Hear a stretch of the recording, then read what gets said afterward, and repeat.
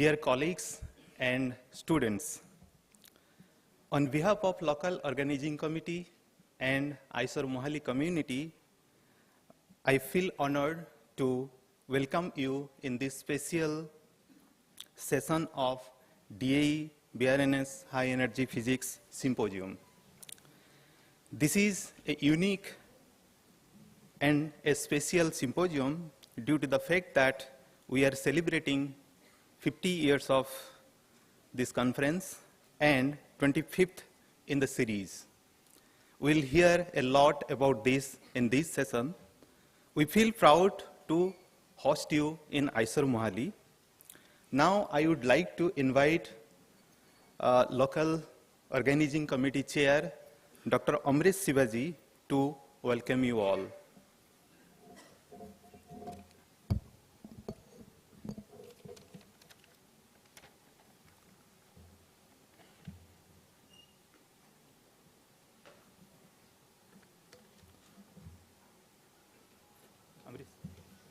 Amrish.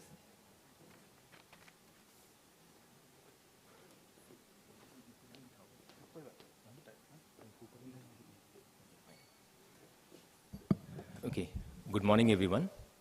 So on behalf of the local organizing committee, I would like to welcome you all to the DAE-BRNS HEP Symposium 2022.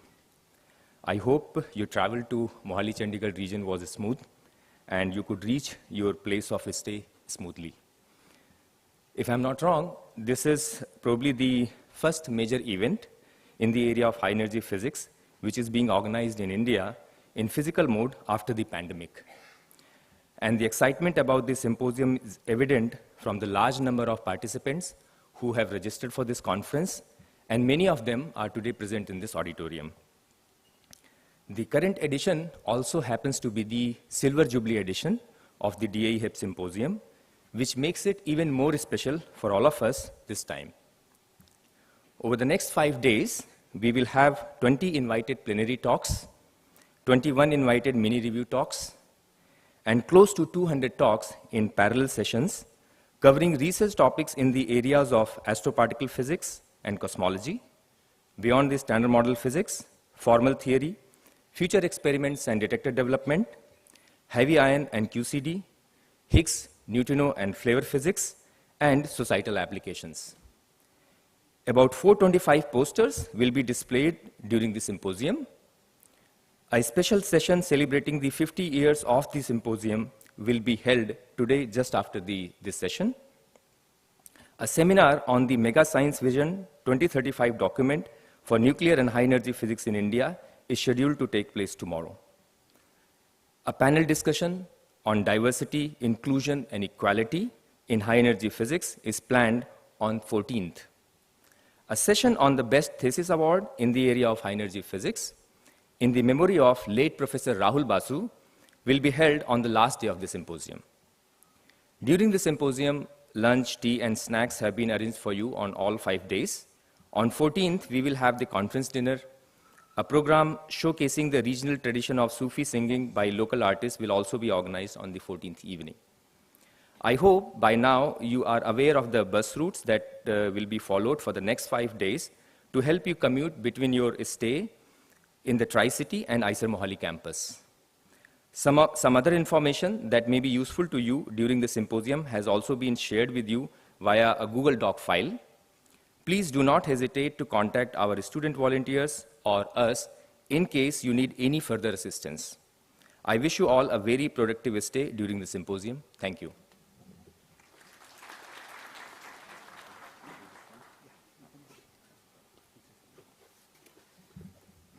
Thank you, Amrish. I would like to invite our head of department, Professor Yogesh Singh, to say a few words about our department.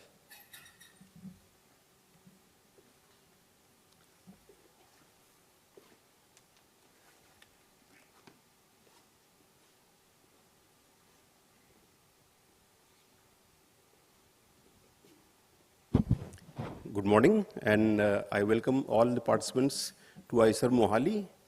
I have been asked to say a few words, and I really have very few words.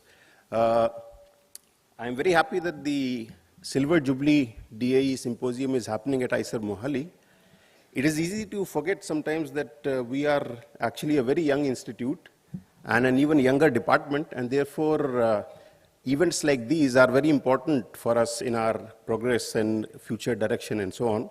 So I'm very happy that this symposium has come to Mohali, and I congratulate our organizing team to have done so. I hope that our warm hospitality will compensate for the cold weather that you will encounter for the next 5 days. Because this is probably your first visit for most of you to Mohali, let me say a few words about our department. So we are only about 9 to 10 years old, the department, and we have 27 faculty in the department, working in both traditional and new areas of physics. For example, we have people working in traditional areas like astrophysics and cosmology, as well as newer areas like quantum gravity, dark energy, dark matter. We have people working on materials physics, superconductivity and magnetism, which is considered traditional, but we also have people working on topological phases of matter, which are phases which cannot be described within the Landau paradigm in which we understand second order phase transitions. We also have people working on soft matter, so polymers, DNA unzipping, and so on, active matter, which is very hot these days, as well as nonlinear dynamics and neural networks. I don't have to say anything about high energy physics, because then you will know that I don't know anything about this area. So I will leave my colleagues to do that job for me. So that's all I'd like to say, and I welcome you again, and I hope that this conference is a huge success. Thank you. Thank you, Yogesh. Now I would like to invite Professor Sudeshana Sinha, Deputy Director of our institute, to formally open the symposium and say a few words about institute.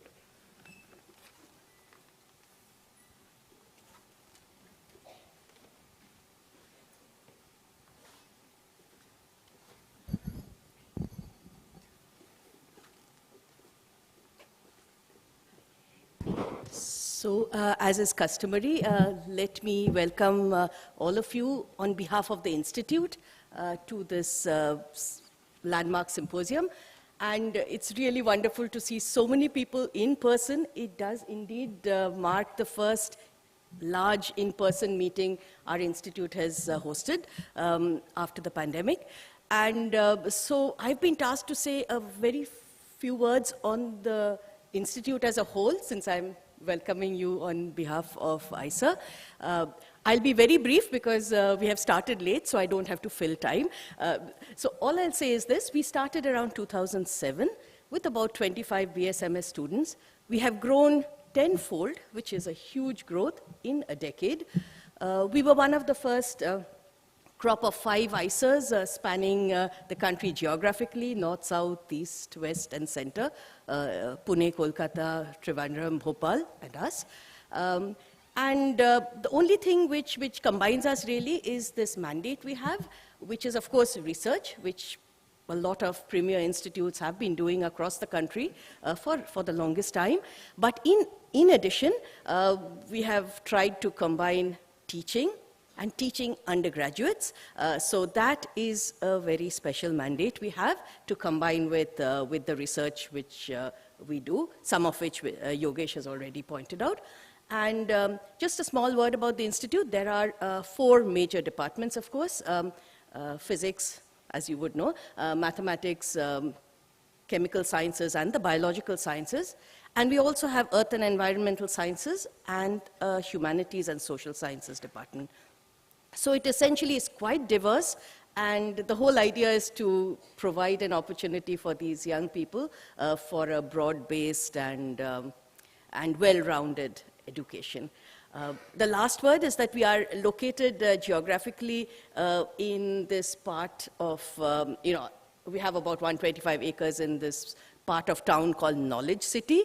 And I think there is this drive to combine all the academic institutes of the area into an umbrella called CRIC. That's Chandigarh Regional Innovative Knowledge Cluster. Just tells you not only DAE can have acronyms, so can we, and so that's our umbrella thing. So there is a lot of synergy and a lot of energy in this area, trying to get together various academic programs. Okay, so I'll end here, and I wish all of you a wonderful stay and a great meeting, lots of science and lots of good science company. Okay, over to you.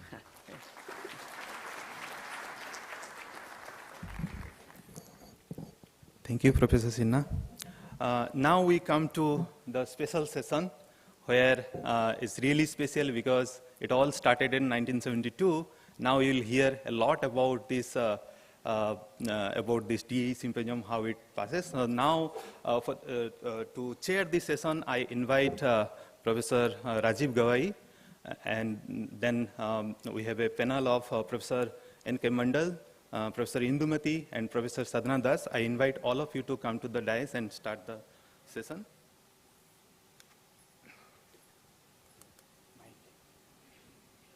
Akash.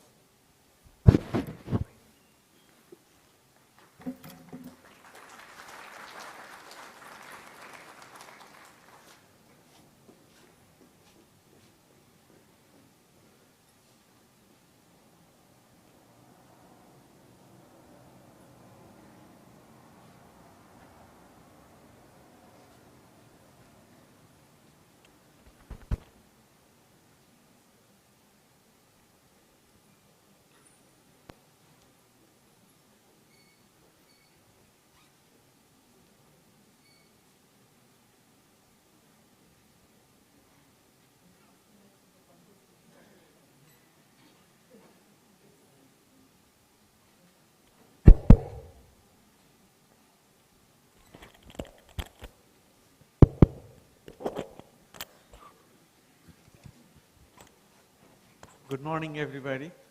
Indeed, it feels really pleasant after the somewhat horrible times we all have had for a long time to see an auditorium which is this full. It is also much more nice to have a very special occasion for such a thing, and we are fortunate that this is exactly what seems to have been ordered. This is the Silver Jubilee of High Energy Physics Symposium, and if I do the counting right, most likely 48 years have passed since the first one, and 2 more years are required for it to become totally 50.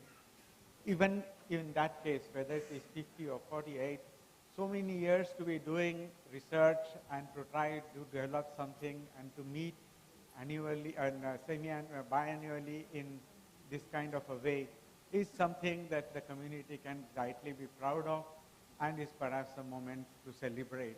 And that is exactly what the organizers meant, that we should really try to celebrate this particular occasion. And I think we all would be most likely trying to tell you something from the old times. So let me begin by telling something from the time that I first attended the symposium. It might be hard to believe, but that was the time. That was the only place that one would really come to know of people who are working in your research area in the country, whether they are from universities or from research labs, or indeed even from abroad, some of whom might come for this kind of symposia. So in that sense, that was really a great occasion to really gather knowledge and to somehow come to know about different things. In order to really tell you how things were, let me just perhaps give you something you would have anyway anticipated. There was no internet. So obviously there was no new result that we would come to know from any flashing news or any such thing.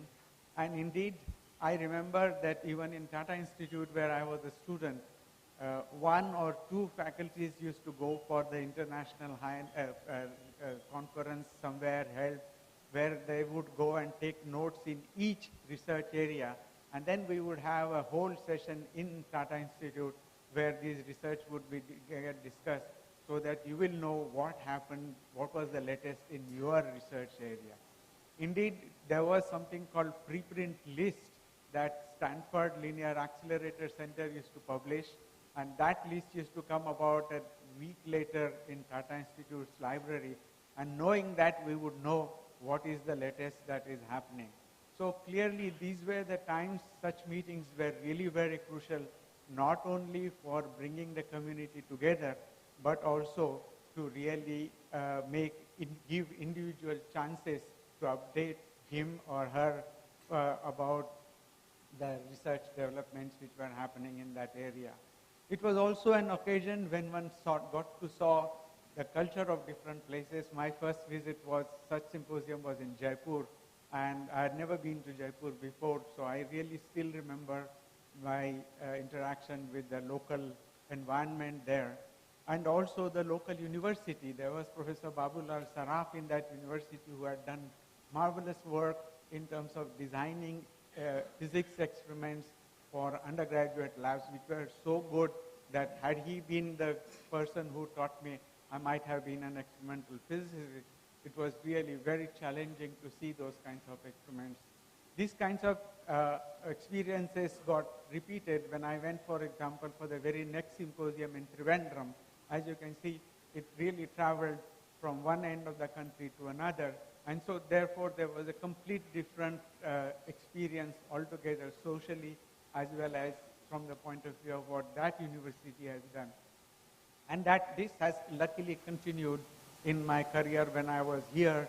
I've been to Delhi University, Varanasi, and various other places. So in short, these symposia have, at that time, started as a need for something which is really necessary in research, namely to update yourself, to know what's the latest and what exactly is something that you could really find interesting to work on. It also is essential from a societal point of view to build bonds, to build networks, which are useful in several various places. Of course, coming back to present, it is quite clear that such occasions for celebrations and also the anniversary, 25th anniversary kind of a moment are indeed also time to introspect. What has been the way we really did this symposium, and whether in future we should go on the same way, or we should make some changes, perhaps even some drastic changes that we could really introduce in trying to conduct these kinds of symposia. Because quite clearly, we should try to improve it so that it can actually go on for the next 50 years and 25 symposia. And there should be something which would be really a celebration of that kind. I have noticed that the organizers this time found it necessary to really write that people who are going to present their lectures in parallel sessions should stay for all the time. So it somehow gave me the impression that thanks to internet, various people now are actually getting their feed of updates for the research directly from the internet, and I don't know whether then they really regard these conferences more as a matter of celebration and not as a matter of update. This is an issue that I would like to really bring up, whether more online conferences, more opportunities to go abroad means that such a national symposium in some sense is really getting redundant, or is it something that we really need? There are also additional specialized conferences that have started taking place. We want to talk about one which is called Workshop in High Energy Physics, called HEP. There is a special series of conferences in string theory called String Meet, and there are other special conferences which go on. Of course, if you see the size of the community, I'm told this hall has some capacity of 500 something, and it looks full. So clearly, there is scope for specialized things to go on side by side with this big kind of conference where everybody comes under one roof. Nevertheless, this might be the time to introspect, and I would invite both the audience as well as the panel members to provide their comments. Let's first go step by step by asking the panel members to make their comments, and then we will throw the session open to people from the audience as well. Let me invite Professor Navo Mandal to say a few words.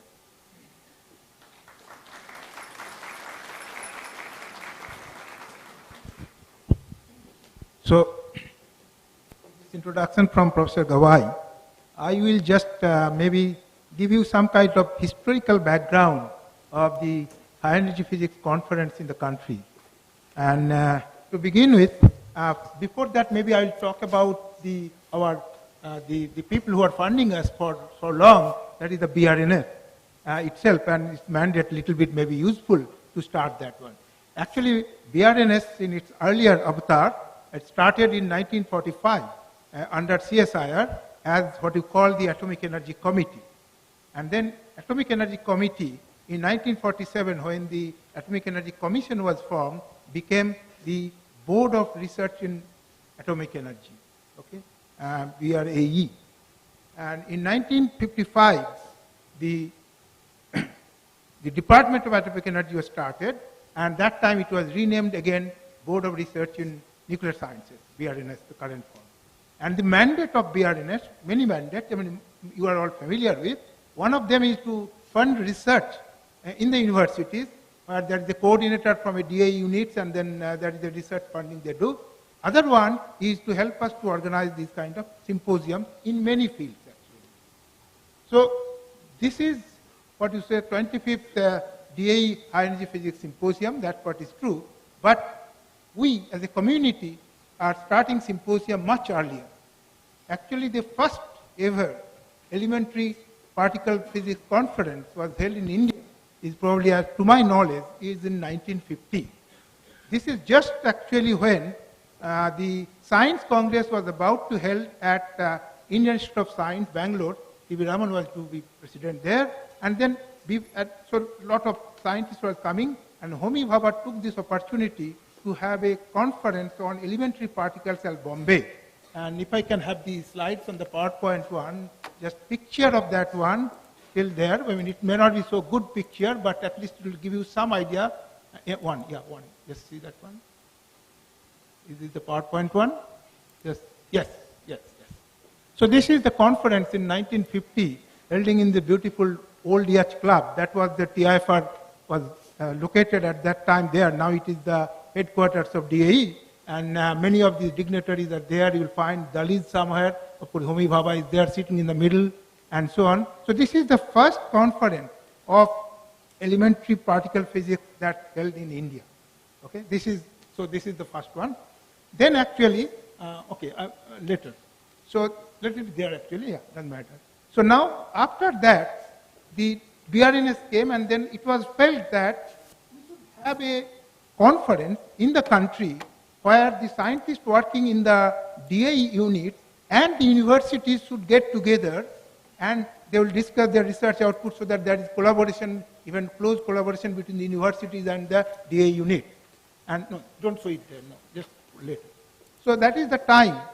This is actually started by Raja Ramanna. In 1957, to be precise, they started a series of symposium called Symposium on Elementary Particles, Cosmic Rays, and Nuclear Physics. This is the conference called, this is the name that was given. It's not only these three areas, actually elementary particle means that time they're theorists actually, okay, because they are working already. And then the experimental part was mostly limited to cosmic rays in those days. So cosmic rays and nuclear physics was happening in the BRC. So this was the main thing, but solid state, other things also under that. Even reactor physics and health physics was under that. So this is the start of the series of Conference 19, and this is happening. And then this conference continues every year actually. The first one held in 1957 at Walter at Visakhapatnam now. So this is the first series, and then every year that was going on, we are presenting. But then what was happening, in the 60s actually, the activities in the high energy physics, so-called cosmic ray high energy physics, was increasing. A lot more people are participating. And then from the 60s, if you recall, we have also started moving high energy physics from cosmic rays in India to even accelerator physics. In 1960s, precisely, the contact was made with CERN from TIFR, then Dean of TIFR, Professor M.G.K. Menon, and his friend, actually, William Locke. He became the in charge or leader of the, not bubble chamber, emulsion group at CERN. So they made contact, and TIFR participated in the emulsion experiment, and that time Professor Anand came to Punjab University, and he also started the emulsion activities, and then soon Jammu University, Rajasthan, BHU all came, and during 50s, the emulsion experiment, bubble chamber experiment was coming up, so activities was increasing. So around the end of 60s, it was felt that now it is a time for us to separate out from the main nuclear physics, cosmic rays and these things, and have a symposium started. That is the time in 1972 when we came out of that conference series, and we started the DAE-BRNS HEP Symposium. That was started in 1972. So if you really, in that sense actually, we are not 50 years old, we are actually 66 years old, because the conference actually started in 1957, and we are going. So 1952 and 1972, let's come back. That's what we renamed it, or our part of the conference, as a separate one, and called it High Energy Physics Symposium. And the first one was held at Bombay IIT, and that was in 1972. And 1974, that time, Professor Bishwas moved to Vishwabharati in Santiniketan from Delhi, and that was the big center of high energy physics.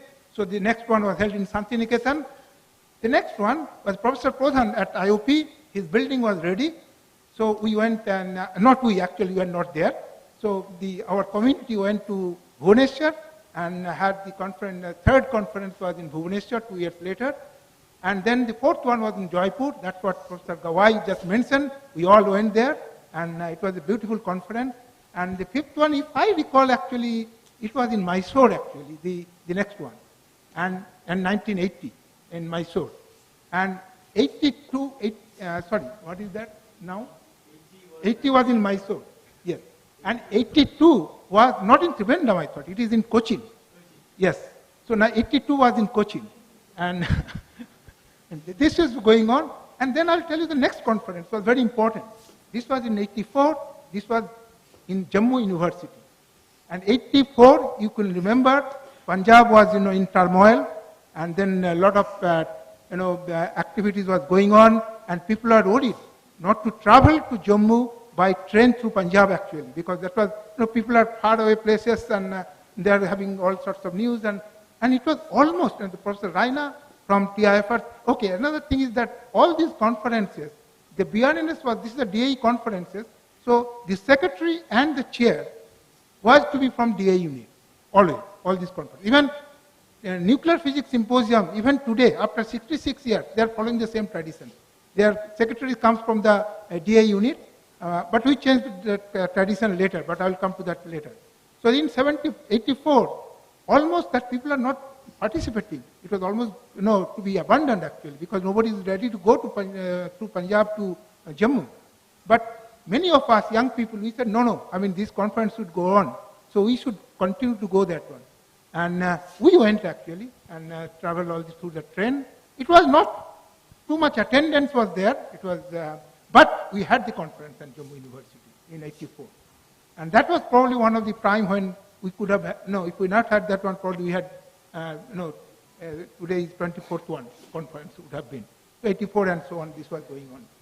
So this is actually, then the series actually took place, number of people increasing. In those days, actually, in Jaipur was actually around 80 people are there, actually, roughly, was participating in that one, if I the number. And then, now it is almost 500 people in this hall. So this is about the conference, the series of conferences that we had. Now I'll tell you about the organization. That I'll come to this one. That is that the secretary and the chair and secretary has to be from a DO unit. And we, the high energy physics community, we felt that was not correct. Because there is a host institute who is organizing the conference. So it will go to the host institute. They should be, running the show and not somebody from the DA unit. And we changed, actually, we didn't tell anybody. We changed, actually, somewhere in the 90s, we changed that one. And we said that host institute will have the chair and the secretary. And First, it was not noticed by BRNS, and there's this 2 conferences it was going on. Third conference, actually, I remember, myself and Atul Gurtu, Professor Gurtu, we got a call from this BRNS.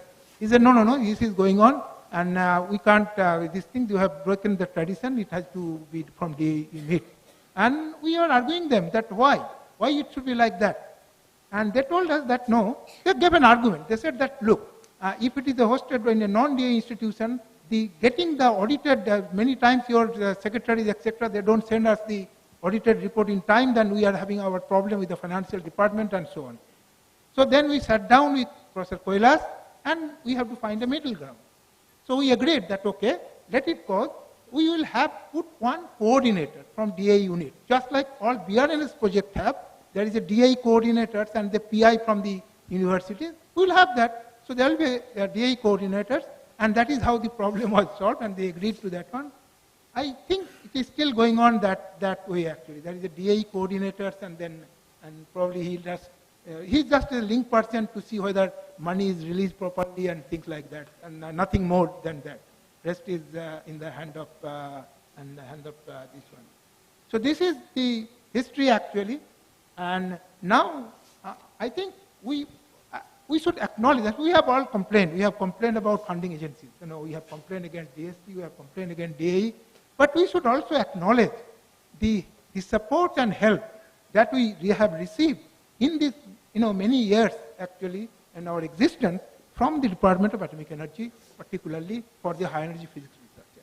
From the beginning, because they're supporting us from the beginning. And I will just give you few instances that where it became very, very crucial. You talk about this mega science project these days. I mean, if you go to DAE, there is a mega science unit. You go to DST, there is a mega science unit, and they are running, and through that, this high energy physics is funded. These mega science units, actually, the word mega science was coined by Kakodkar before the 12th plan, when Kakodkar and that time DST secretary is Ramurthy, they combined and they said that now this is a big science, so let us support together. And that is how the DAE-DST Coordination Committee was formed, and it is supported today. Also, you will see, we are now, many of you are associated with CERN.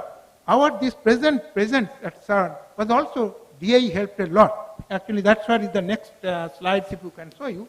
There was an agreement signed between the coordination agreement between CERN and DAE.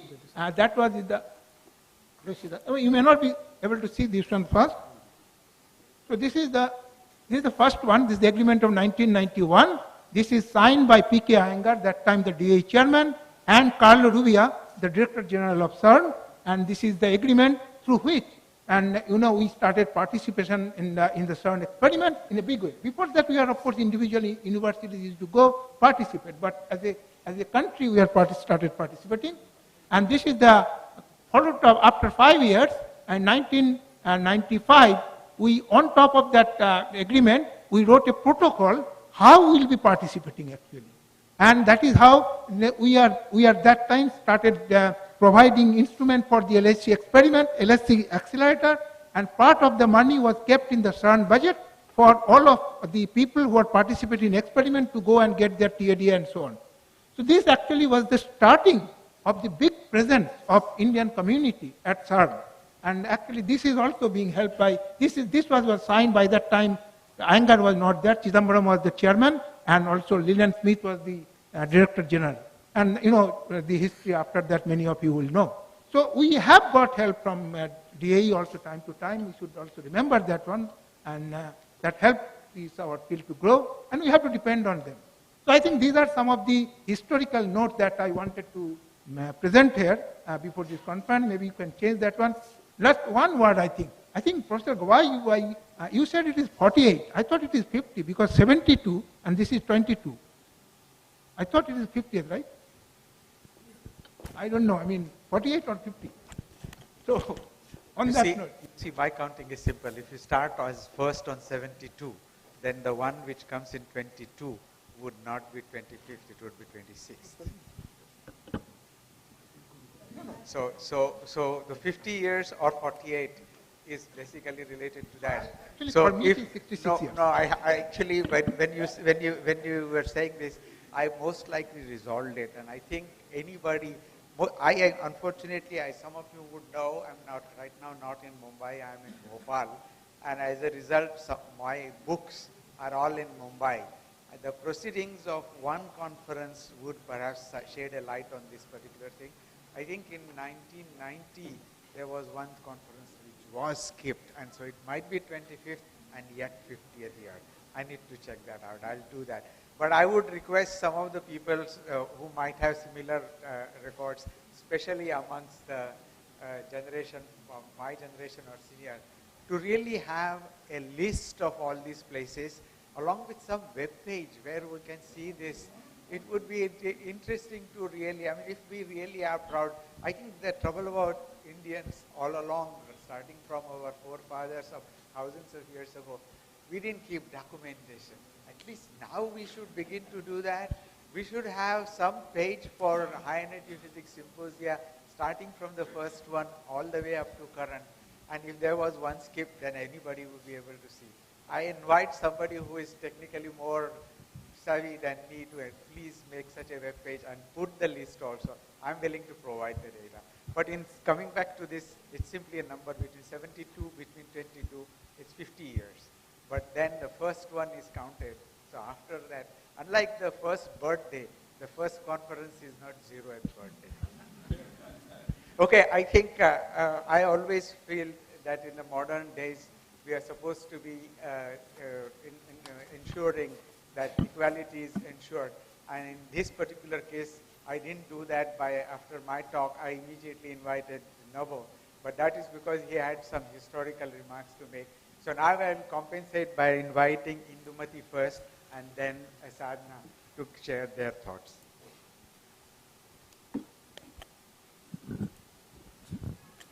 You have no choice. Only the women are left now to speak. Yeah. So I essentially have, good morning everybody. I have essentially 2 remarks to make. I think they were very detailed comments. I have been attending DAE, I think for some 30 odd years, but not so many of them. I certainly can't contribute to this numbers game. The first remark I had was, I think many of us come from very small institutions which can't host such large meetings. It's really nice to see unmasked. So I estimated around 450 people in the audience. Really nice to see, and so many young people. And I think I really appreciate that for the last 48 or 50 years, people from places which can host large meetings are taking up this really thankless task of organizing such big meetings. So I think we should really appreciate the role of all the people from the beginning who have been organizing such large meetings, because we are very proud of the fact that this particular meeting is open to everybody. If you register, you are welcome. And that is, I think, something very special about this meeting, and in fact, we should try to keep it this way. So that is one remark. My second remark is to the people who certainly were not there in the first DAE symposium, to the people who are 20 odd. I think Rajiv Gawai talked about modes of listening and getting information have changed over the decades, which is certainly true. A lot of you get your stuff online. As soon as there is breaking news, you know all about it from your social media. But there is one thing that hasn't changed, because all this information getting is one way. And if you want to talk about your work, if you want to learn more, if you want to interact with people, you have to come to a meeting like this. And I strongly urge all the young members of this meeting, especially those who come from places where there are very small groups, to take this opportunity to come and talk to the people who are the experts in your field, not to feel afraid or shy about it, but to use it as a way to talk about your work, to interact with people, to tell people, especially among the senior people, what you have been working on, to try and get a kind of a focus and a way of, estimate or, try to place your work in context, at least in the national context, if not in the international context. And especially among the senior students over here who are going to look for postdoc positions, very important for you to actually use this opportunity, which hasn't been there for the last 2 years really, to talk to people, to tell them about your work, so that people will remember you when they see an application form and they say, yeah, that's the person who talked to me about so and so. So that's really what I wanted to say. I think that this is really what such a forum should be used for, and I have, in fact, nothing more to say. Thank you.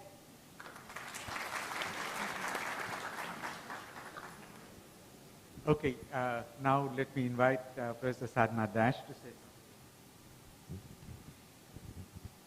Namaskar and a very good morning to all of you. And all of them have spoken so much about these conferences. And I really appreciate that we have finished, let's say, 50th year of this symposia series. And when the organizers asked that we need panel members to really think about how we should either upgrade it or we should definitely continue this, but do we need to make some changes which would, let's say, make it much better and, let's say, increase its outreach? Okay, so this is a point where a lot of students from universities and different research institutes come and present their work. So the thing which I felt which is good to see, like first, for me, the first conference was first DA nuclear physics, because being in the field of relativistic heavy ion collisions, so we are always confused whether to go to HEP or the nuclear physics one. So that was the biggest confusion, and we'll talk about that whether we should keep a gap between these two conferences, because it becomes confusing, because when I was a student also it was like a dilemma whether I should go there or whether I should go here. So that's the point. So my first conference was, I think so it was in BRC in 2006, and I've not attended all of them, but during my PhD career, like 4 or 5 of them. Okay. And the good thing for students, we get to go to different places. So that is like first excitement when we see that whether we are okay, we'll go to Sambalpur, we'll go to Varanasi and all that. So that's like, we all decide when we choose conferences, okay. So within India, that's a very good thing that we plan our trip, we plan our talks, and we get to interact with the experts in the respective field. Second thing which I see here is there's a lot of increase in the number of female participants, and which is phenomenal. And that's really good to see, and I appreciate it a lot. And I wish more participation comes from, let's say, female students in physics, because during our time, we were very less. Okay. And the third thing is that we'll also talk, but let me give my opinion. I would also, because when we see the topics, they come from, let's say, different dimensions of high energy physics. So it would be good to have a student session before that is my opinion, like many big conferences has it, because then we don't, let's say, it becomes very difficult to connect all these fields, because it's very difficult for a student to get to know about all these fields, because when the talks happen, people talk about their own, whatever work they have done. So if we can have, let's say, 4 or 5 lectures or student lectures, so that they get to know about their own field, and also some, let's say, trivia or some advanced things from other fields. So that would be very useful. With this, I would like to congratulate all of you again, and let's wish all of us, because we are doing this work, we are meeting every 2 years and showcasing our results. That's phenomenal, and that should be appreciated. Thank you.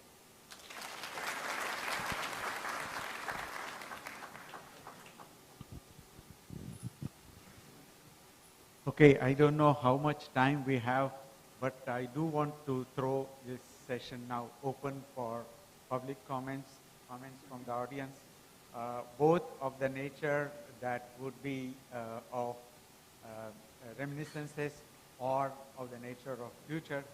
But before that, how much time can somebody? 10 minutes is what I have. So I would just invite, there was a hand which was there, raised there. Can somebody?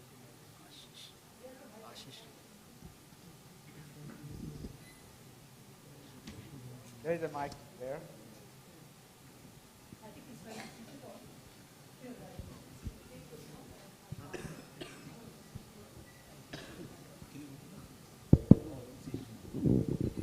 Hello. Well, good morning. I am Professor Gupta from Punjab University Physics Department. I was, of course, a little late, but anyhow, I wanted to join it. Let me first congratulate you that the symposium has come back to this region, and it's very interesting. But let me mention that, of course, I have not been a very frequent participant in the symposium, but I do keep track of the activities of the symposium, and it has definitely played a great role in cultivating the culture of high energy physics theory, etc., etc. But after 50 years, I think time has come when we should think seriously that there should, because the diversity is so much diversity in the field of high energy physics, therefore, a time has come when we should just have maybe annual conference or maybe more conferences, and then with higher participation of the universities, because that will give a lot of space to the younger people. Now what happens is 5 days of intensive high energy physics activity, many times some of the universities are not able to manage it, and then not many people are able to get the space. So this is my suggestion, that we should sit down and see how we can increase the frequency so that the participation of different areas is emphasized. This can be broken into 2 or 3 areas, these broad areas, so that people know that they have to spend 3 days or 2 days where they can really concentrate on their activities, and many others people. But there would be focused kind of activity which is of interest to particular persons. Thank you very much.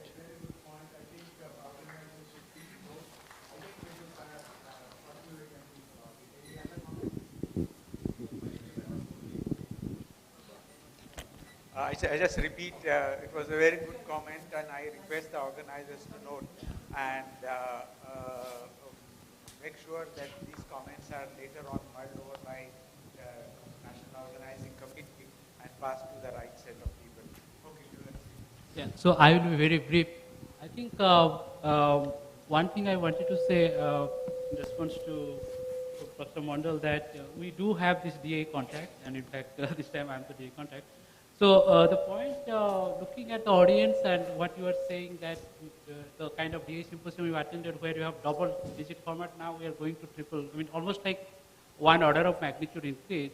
Maybe we should seriously consider along the way that either we do sort of every year and then each year focusing on certain areas, because as Sadhana was saying, for nuclear physics or condensed matter and laser science, they have every year. The only thing is it is DA fully funded, and high energy physics for whatever reason is partially funded, but those are the things we should talk to DA. But definitely we should think of having every year, and this is a point we should very carefully discuss. Such details we'll have to leave it to the organizers. Any other kind of comment? There's some hand in the back? No? Where? Here, please. Yeah, so regarding your, when you said DIE and DST, like they had their own mega science project committees who look into matters regarding developing or participating mega science projects in India. So like, since my PhD days, I was hearing that INO will be like up and coming soon, but then thanks to like politics, this project was completely sidelined. So what about like India's own homegrown capabilities in hosting and developing such mega science projects in India, either completely or in collaboration with foreign partners? Yeah, I think that's a valid point, although it somehow goes beyond some of the capabilities of the people here. Science versus something else is always a complicated thing. But I would generalize your suggestion, and this was my personal suggestion, I didn't make, but I'll use this opportunity. Another possibility that one could have is that these national conferences, on such conferences, one could have sessions on proposed mega science experiments where one can actually have discussions, perhaps certain endorsements from the assembled experimental community, and depending on the experimentalist declaring a or 1 or 2 projects as national projects, which if with the backing of the entire community is called as a national project, then the kind of certain problems that we face at either the funding level or at the social level might be somewhat different than if they are actually at the individual level. I understand that there are quite a lot of difficulties which our experimentalist colleagues face, and I would suggest them to come together from the National Organizing Committee level to start organizing sessions which are open sessions, and after the open sessions publish what is called as a white paper in which recommendations which could be taken from the general body as endorsement should be really given, and if they can manage, even prioritize the projects that are of interest. That would be really helpful for everybody.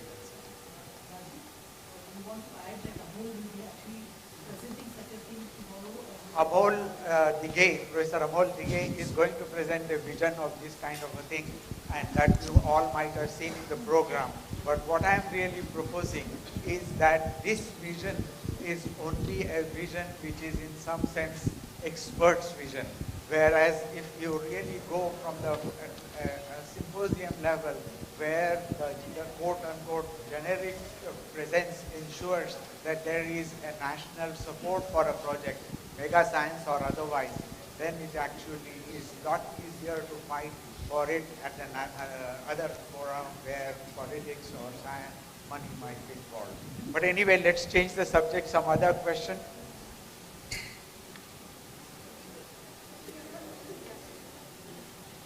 I don't see any hand unless I'm missing. This is a big auditorium. If I'm missing, please stand up and let me ensure that you're not ignored. Okay, there is some here. Hello. So I think this is a HEP community is growing. What I have seen compared to nuclear physics, that traditionally it's been there in India.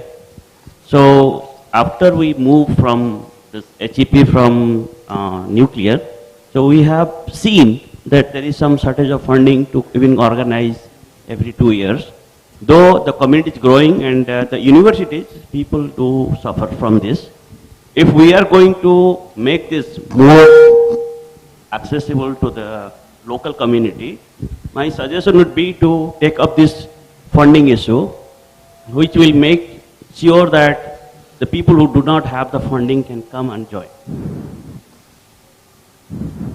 Very good. I think the participation of DST, yes, some of these fundings, especially for the university, envisages that some of these activities could be done in collaboration with DST, and if a university takes lead and gets through DST some funding, association, yes, it might be helpful. Every year would be Certainly. good, but there, we have seen actually, Yes. every 2 years we have issue with some of the university who do not have fund and their students are not. We leave this to the National Organizing Yes. Committee to mull over and make a recommendation for them to the rest of the body.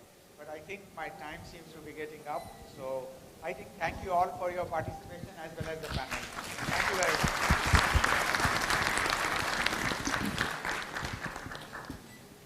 Thank you, Professor Gawai, and all the panel members. Now we'll go for high tea in the foyer, and then just before going that, I'll just mention our plenary session, first plenary session will start here and will be chaired by Professor Gagan Mahanti.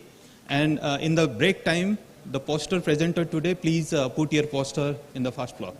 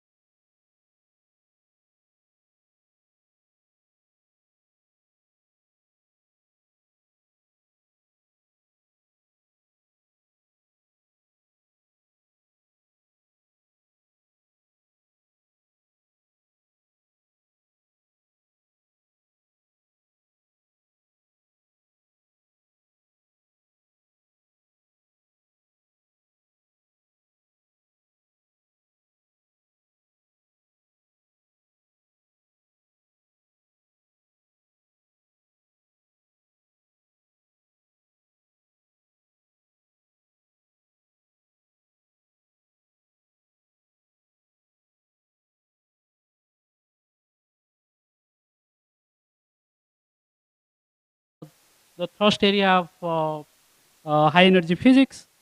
The first talk of the session will be given by Professor Sanjay Swai from Niger, Bhubaneswar. So he will talk about recent results from Atlas and CMS. And just to say a few words about him, so he's the current India CMS spokesperson, so leading the CMS effort from the Indian side. And obviously he's an expert on heavy flavor and search for beyond standard model. So anyway, so Sanjay.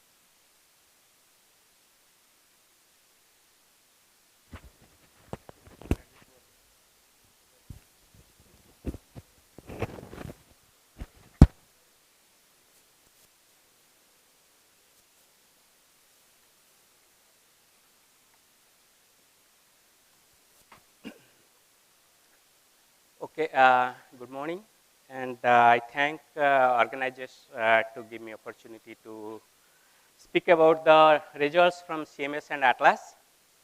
I will basically speak the data collected by CMS and Atlas and during 2015 to 18 that we call round 2. And last few slides, I have some of the important things that will be happening in the CM and the LHC that is called detector upgrades. Many of the slides, it's more tilted towards the CMS, and some of them are done by Indian groups that I will be projecting today. So this is the LHC status. We have more than 200 inverse femtometry data, and that's collected from 2010 to 2022. This year we have already collected with 13.6 TeV central mass energy. We have collected more than 30 inverse femtometry data, and some of these results will come out soon. And this is for the Atlas, the similar year-wise the data accumulation. As we go to and the luminosity, the intensity of the beams gets double than what we are designed, like 2 times 10 to the power 34 per centimeter square second luminosity. As we go to higher and higher beam intensity, we have to deal with the number of protons colliding every bunch crossing. We have to do a lot more number of bunch crossing. As you can see, like as we go to the 2018, the peak actually shifts towards right. That means the number of protons colliding gets a lot more in the every time the bunch crosses. And based on the data that we collect, we have actually formulated the physics program. It has a very vast and rich physics program to understand the within the physics within the standard model as well as the finding the physics beyond standard model. And we have different subgroups in both in CMS Atlas like Higgs and standard model gauge bosons, top quark properties, deep flavor physics and Corconia, QCD, and we go beyond standard models such as supersymmetric and IISER. We do have heavy ion physics also, which also won results. And the India CMS institutions, they participate almost all these groups that CMS and CMS has. And so far the CMS and Atlas has published more than 2,200 papers. So we have in CMS about 1,174 public results, and most of them are published. And Atlas has about 1,120 public results. And these are different group wise. I will be going just one by one, not all the topics, but many of the topics I will go one by one, showing their results. So starting with Higgs, so until 2012 early, we are still searching Higgs, and middle of 2012 there was a peak there in the diphoton invariant mass, and that is where you observe the Higgs. And over the time from since 2012 till now, we have studied many properties of the Higgs very precisely as we accumulate more and more data, or in other words, we get more and more Higgs bosons in our data.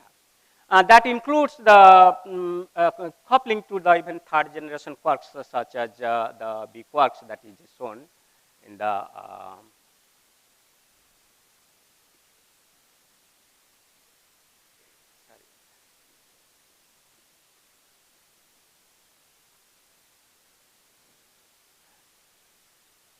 so including the B quark C quark coupling. And what kind of property you can measure? For example, you can look at the properties such as mass, width, spin, coupling to fermions, including the leptons and the quarks, the differential cross sections, Higgs self-coupling, which will come few of them. Or in fact, you can look at some of the exotic leakage. And we have a lot of Higgs boson produced in the CMS, and based on that, you can measure the mass. And now currently, you can see the mass is measured with the precision just above 100 MeV here. So we are very, I mean, it's 125 GeV plus minus 0.1 YGF precision.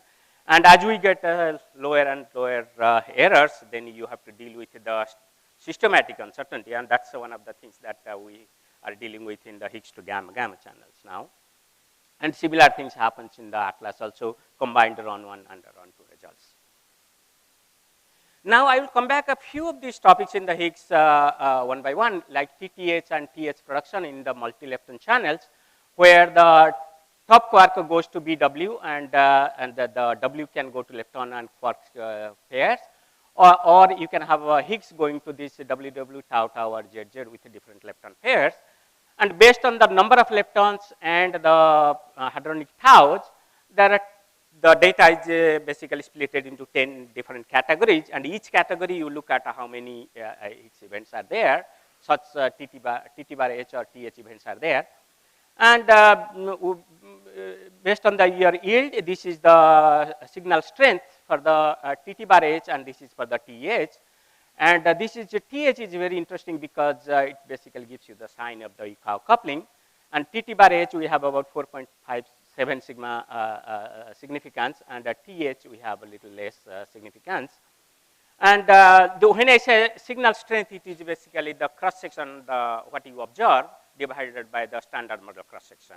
So it should be, when it is 1, that means it is consistent with the standard model values. And if you assume the Higgs boson coupling to tau, you fix it to the standard model value, then you can measure the coupling to the top quark, and that's the bound. We don't have enough statistics, but we can give the bounds on that. The other one is basically non-resonant Higgs production through 2 Higgs BB and gamma mode. So one of the Higgs going to BB bar pair, other Higgs going to 2 photons. And they're very sensitive to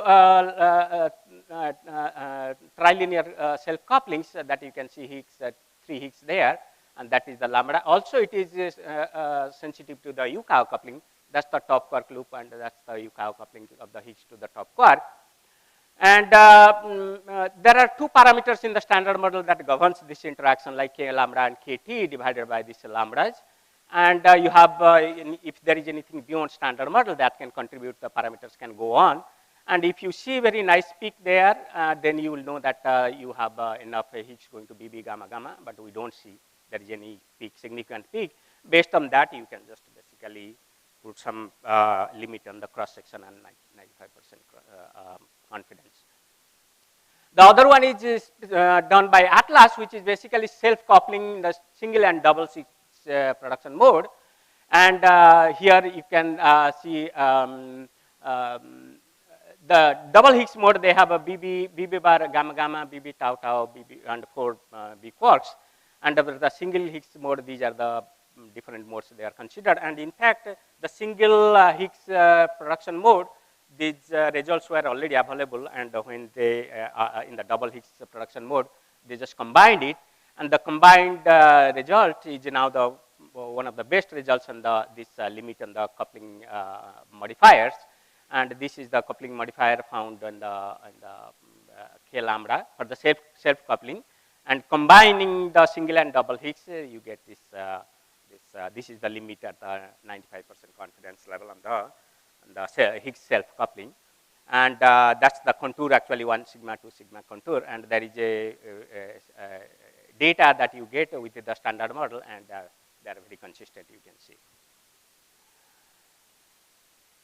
Now, coming to other properties, so it's not only the self-coupling or finding the mass, there are different properties you can look at. There are production modes like GG8 and BBF, there are many production modes, and you can measure their signal strength and finding out that if they are consistent with the standard model or not, based on whether they are consistent with one here or not.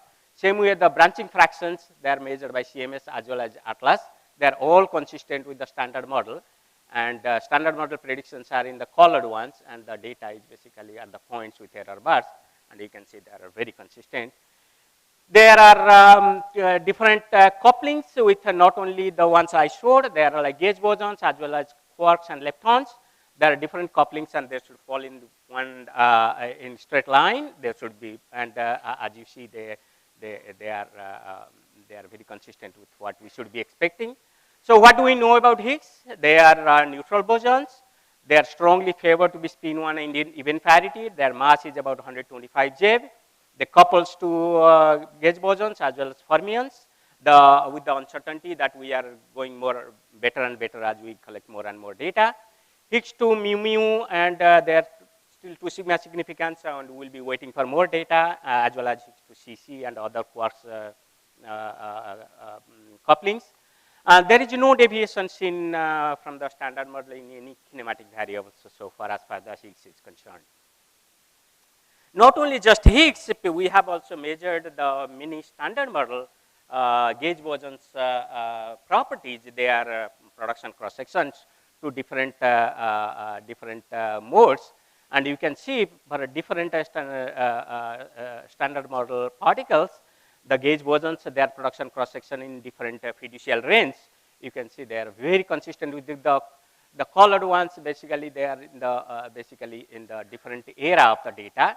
The theory is basically in this gray color, and you can see most of them are like very consistent with them. They are with the standard models. Now coming to staying within the standard model and coming back to going to the flavor physics.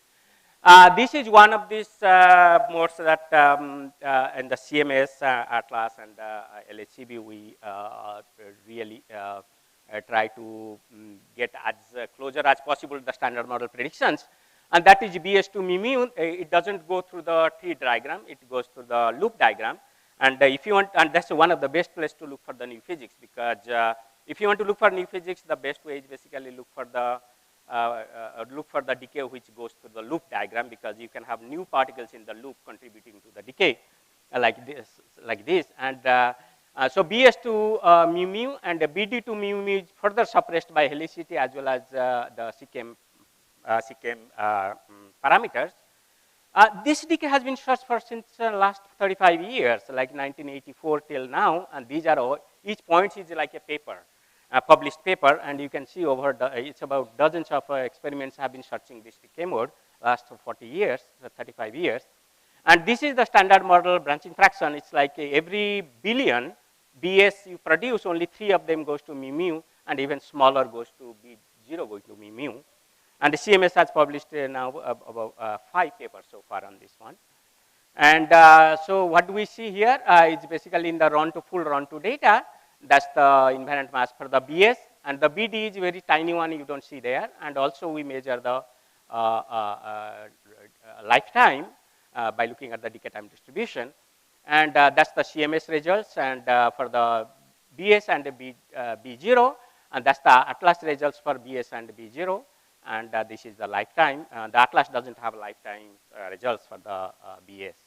And you can see this, this is one of the most precise measurements by any single experiment, although there were some combined results done by Atlas, CMS, and LHCb, and this was not published, but this was a little bit more precise than the CMS alone. And that's one of the events, like you can see, one of the collisions producing just 2 muons. The other one is very interesting one, is a triple JEP psi production in PP collisions. Like if you have a proton-proton collide, quite often this is the one parton from one proton, the one parton from the other proton, they collide, produce particles. But that is the single parton scattering, and that can give the 3 JEP psi. but it's possible that 2 partons from 2 protons colliding, giving you 3 ZEP psi, or 3 of them from the 3 partons from this proton and 3 from this proton, they can collide, produce triple ZEP psi. And the double ZEP psi, double parton scattering was already observed by on some experiments 35 years ago. That was some spectroscopic with a central mass energy of 63 GeV.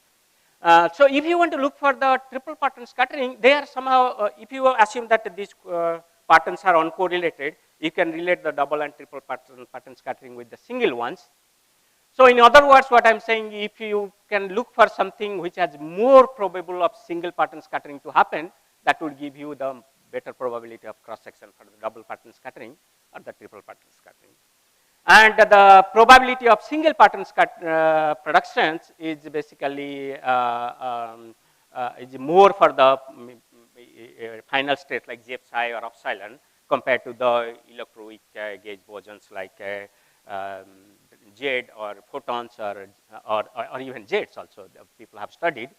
So we look for the triple ZEP psi production in the proton-proton collisions for the first time, even though it was theoretical proposed but never observed. And that is interesting because that gives you in the CMS. It's interesting because we go to higher and higher energy. You kind of get the hold of the transverse profile of the parton density functions because you enter into the smaller and smaller distance. And here we see actually 3 different ZEP psi masses, and we have 5 ZEP psi events that produces like 3 ZEP psi in the single in the proton-proton scattering. And based on that, the sigma effective DPS is found to be about 3 millibarn. Sigma effective DPS is shown here. So this is basically tells, this is the cross section of DPS, this is the effective DPS. Effective DPS smaller means basically cross section is larger. Effective DPS tells you kind of like average distance between the partons, because if the average distance gets smaller, there is more chance that parton will scatter among themselves. And that is, so this is geometrically you can think how it works. And the effective DPS from the other experiments observed is basically other quarkonia production measurements are 3 to 10 millibarn. That is shown in the different experiments here in the blue one, and that is the CMS one. However, it's not consistent with jets or photons or W bosons that are basically seen. This is the DPS effective sigma, which is shifted that way. And I think the reason being is basically the ZEP psi is more produced with the gluons, with the parton, the probability of the parton carrying the momentum is much smaller. And here you have to go to x is equal to -2 or so.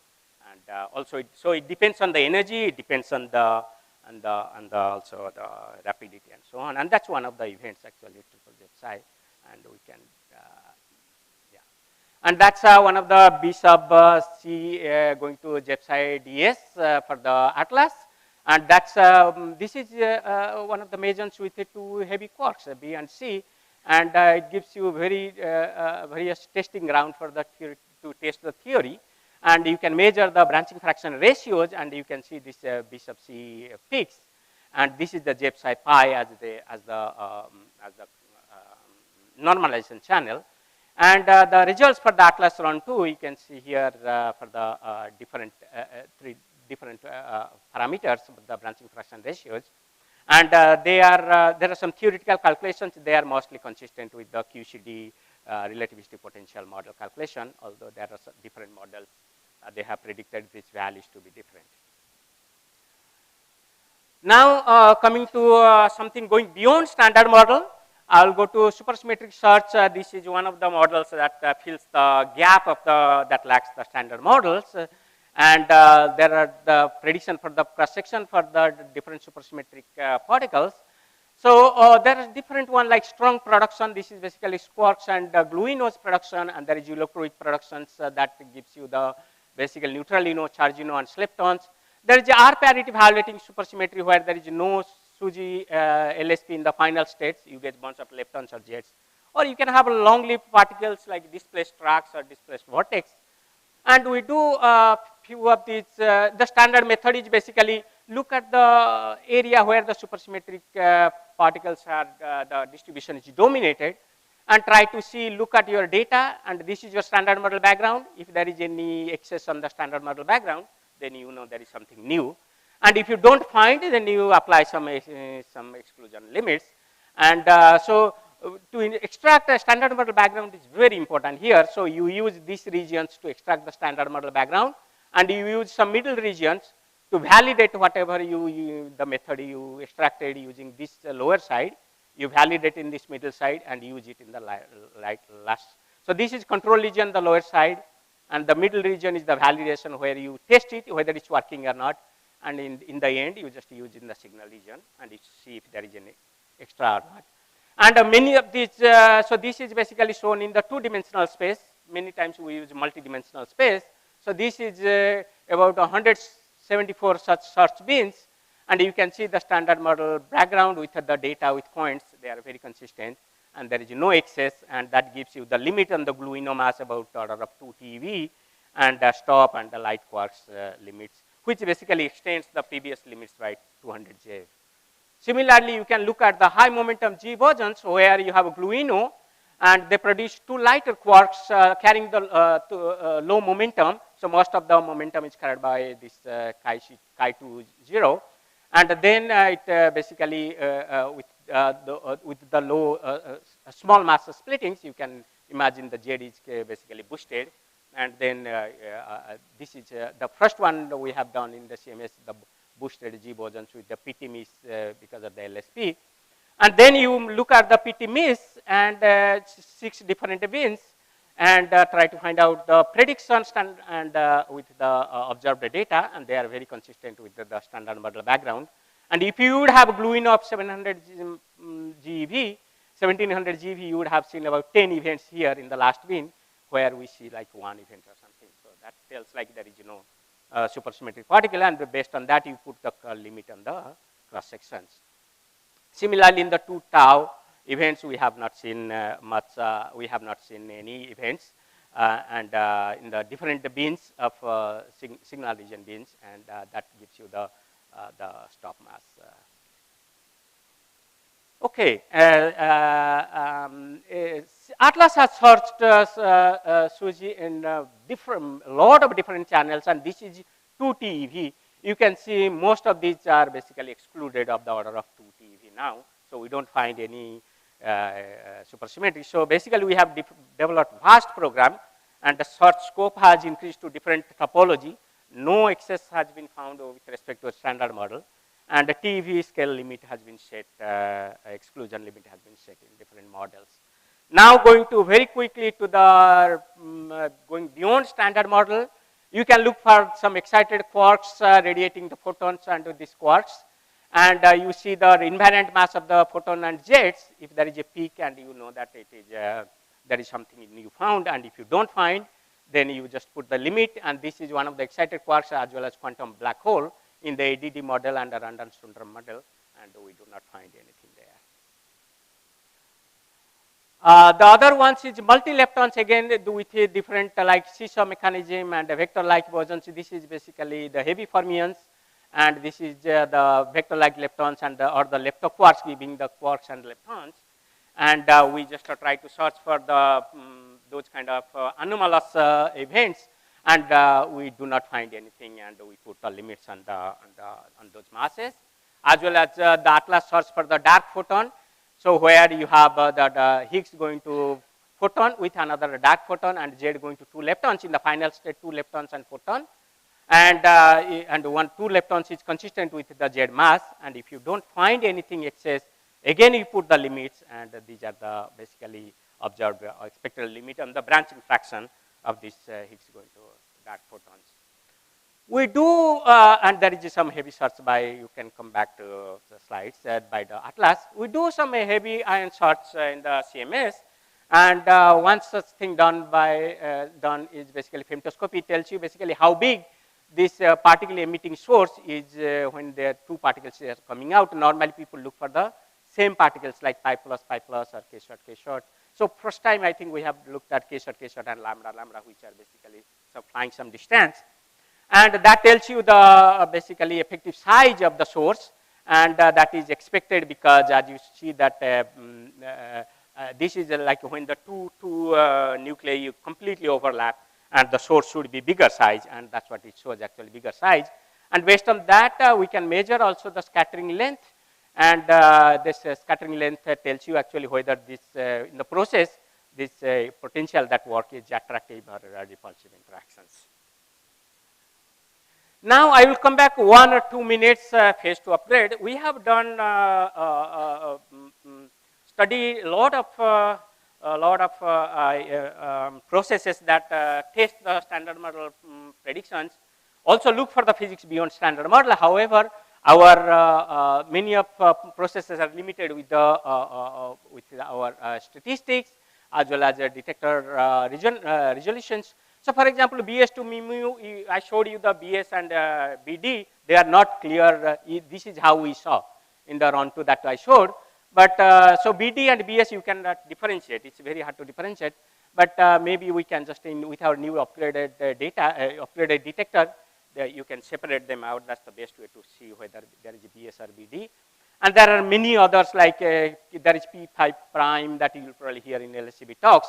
There was a tension between the standard model and the data here in this bin, and that you can tune because the statistical error is so large. You cannot now judge whether there is a real discrepancy or not. But these kind of things will bring a lot more when we get to new detector, as well as the Higgs coupling to see or electrons that would be decided. So what we need, this is where we are going to have upgrade to 2026 to 2028. And we need, in that, the luminosity will be 5 times more. So we'll have a high radiation, high pileup, a lot of number of protons per bunch crossing, high number of particles coming out.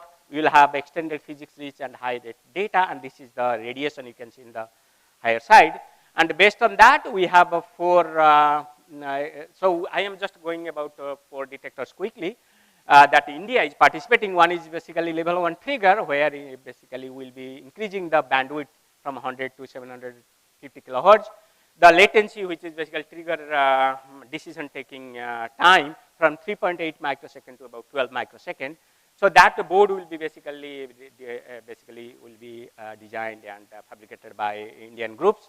The other one is phase 2 tracker. One of the important thing is basically not only reducing the material budget, but also including this in the trigger one, L1 trigger, where to remove the very obvious low momentum tracks, and by looking at the source between the 2 sensors, looking at the source bins, the source windows, and if there is a high momentum tracks, you can basically choose them, and low momentum tracks you can reject them. The other one is basically that is basically participated by Indian groups. Other one is SGCal, which is basically in the end caps, and it's very important. Basically, boosted physics analysis like ZH or something, where Z going to 2 jets and H going to 2 photons, and the photon and jet they can have just a centimeter level difference. So if you can have a very small the granular detectors there, you can separate them out. One of these things is HGCal high granular calorimeters, and they will be installed here by one is scintillator, another is the silicon detectors, depending on whether based on this detector is chosen based on the radiation levels.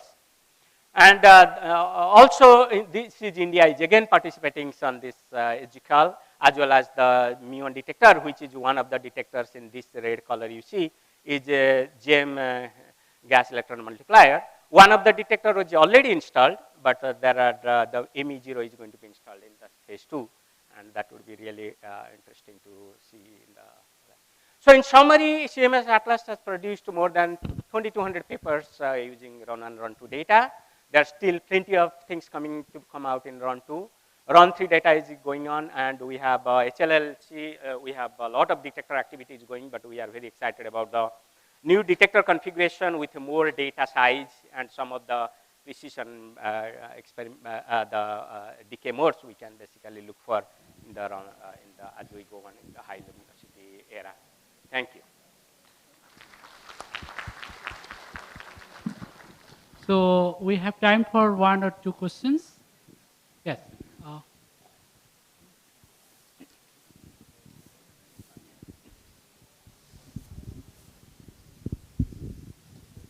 Nice talk. So my question is regarding these 3 JEPSHI events you talked about. Yeah.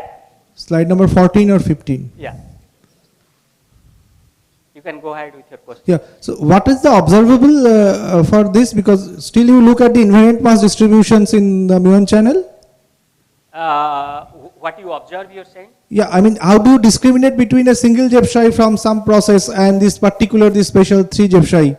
Oh, so that's a good question. So you look at the 3 JEPSHI coming from the same vertex and in the same event. So you have 6 muons. Each JEPSHI giving you 2 muons. You allow these two muons should be consistent with the JEPSHI mass, each of the 2 non-overlapping muons, as well as they point to the same primary vertex. And this is a primary vertex. Same primary vertex. It is possible that one of the JEPSHI can come from the also big quarks, big fragmentation. That will be a non-prompt one. That is also considered here also. Okay. That's possible. And what is the typical cross-section compared to the normal JEPSHI production? I mean, single JEPSHI production cross-section. This would be extremely rare, right? So this is the relative one, and it's very rare. I mean, you can see the number of events. It's 6 events in the round to data, 114%. Okay. There is one more question there. Yes. And then Rajiv.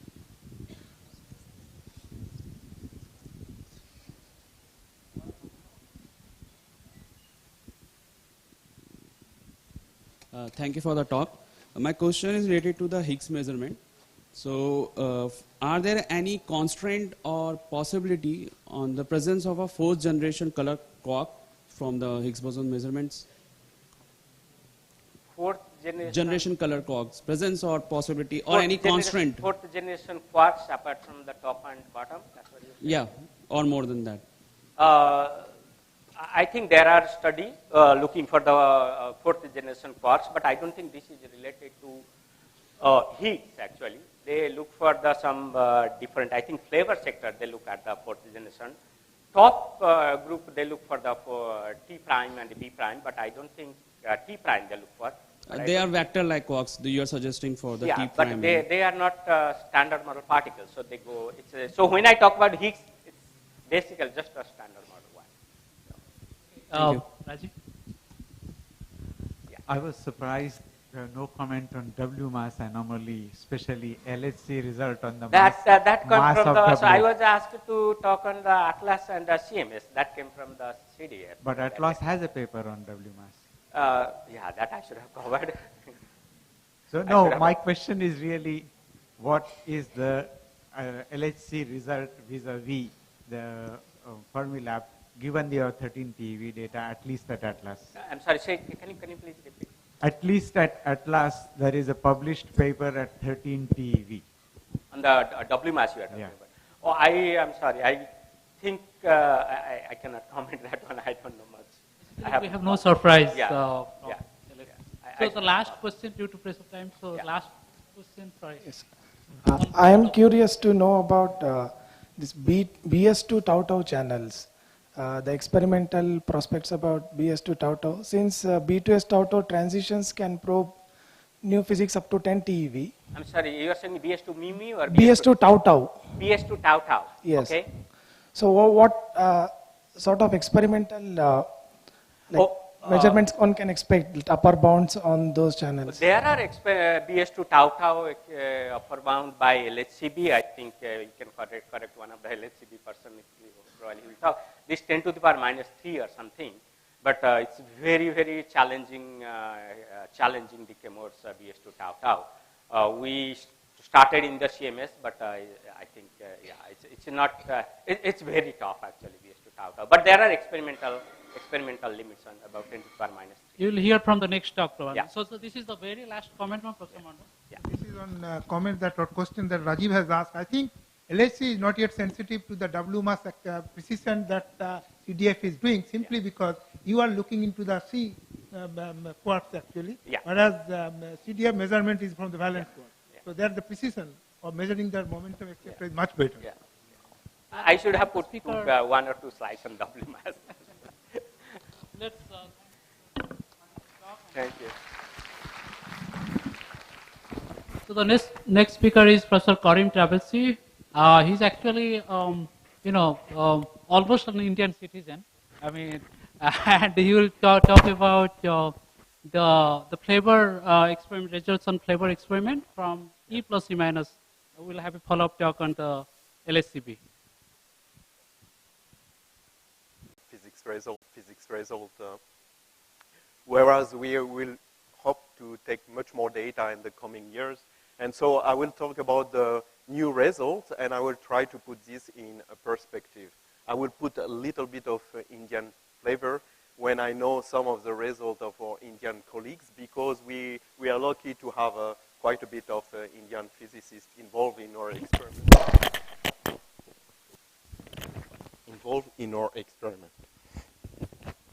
Okay.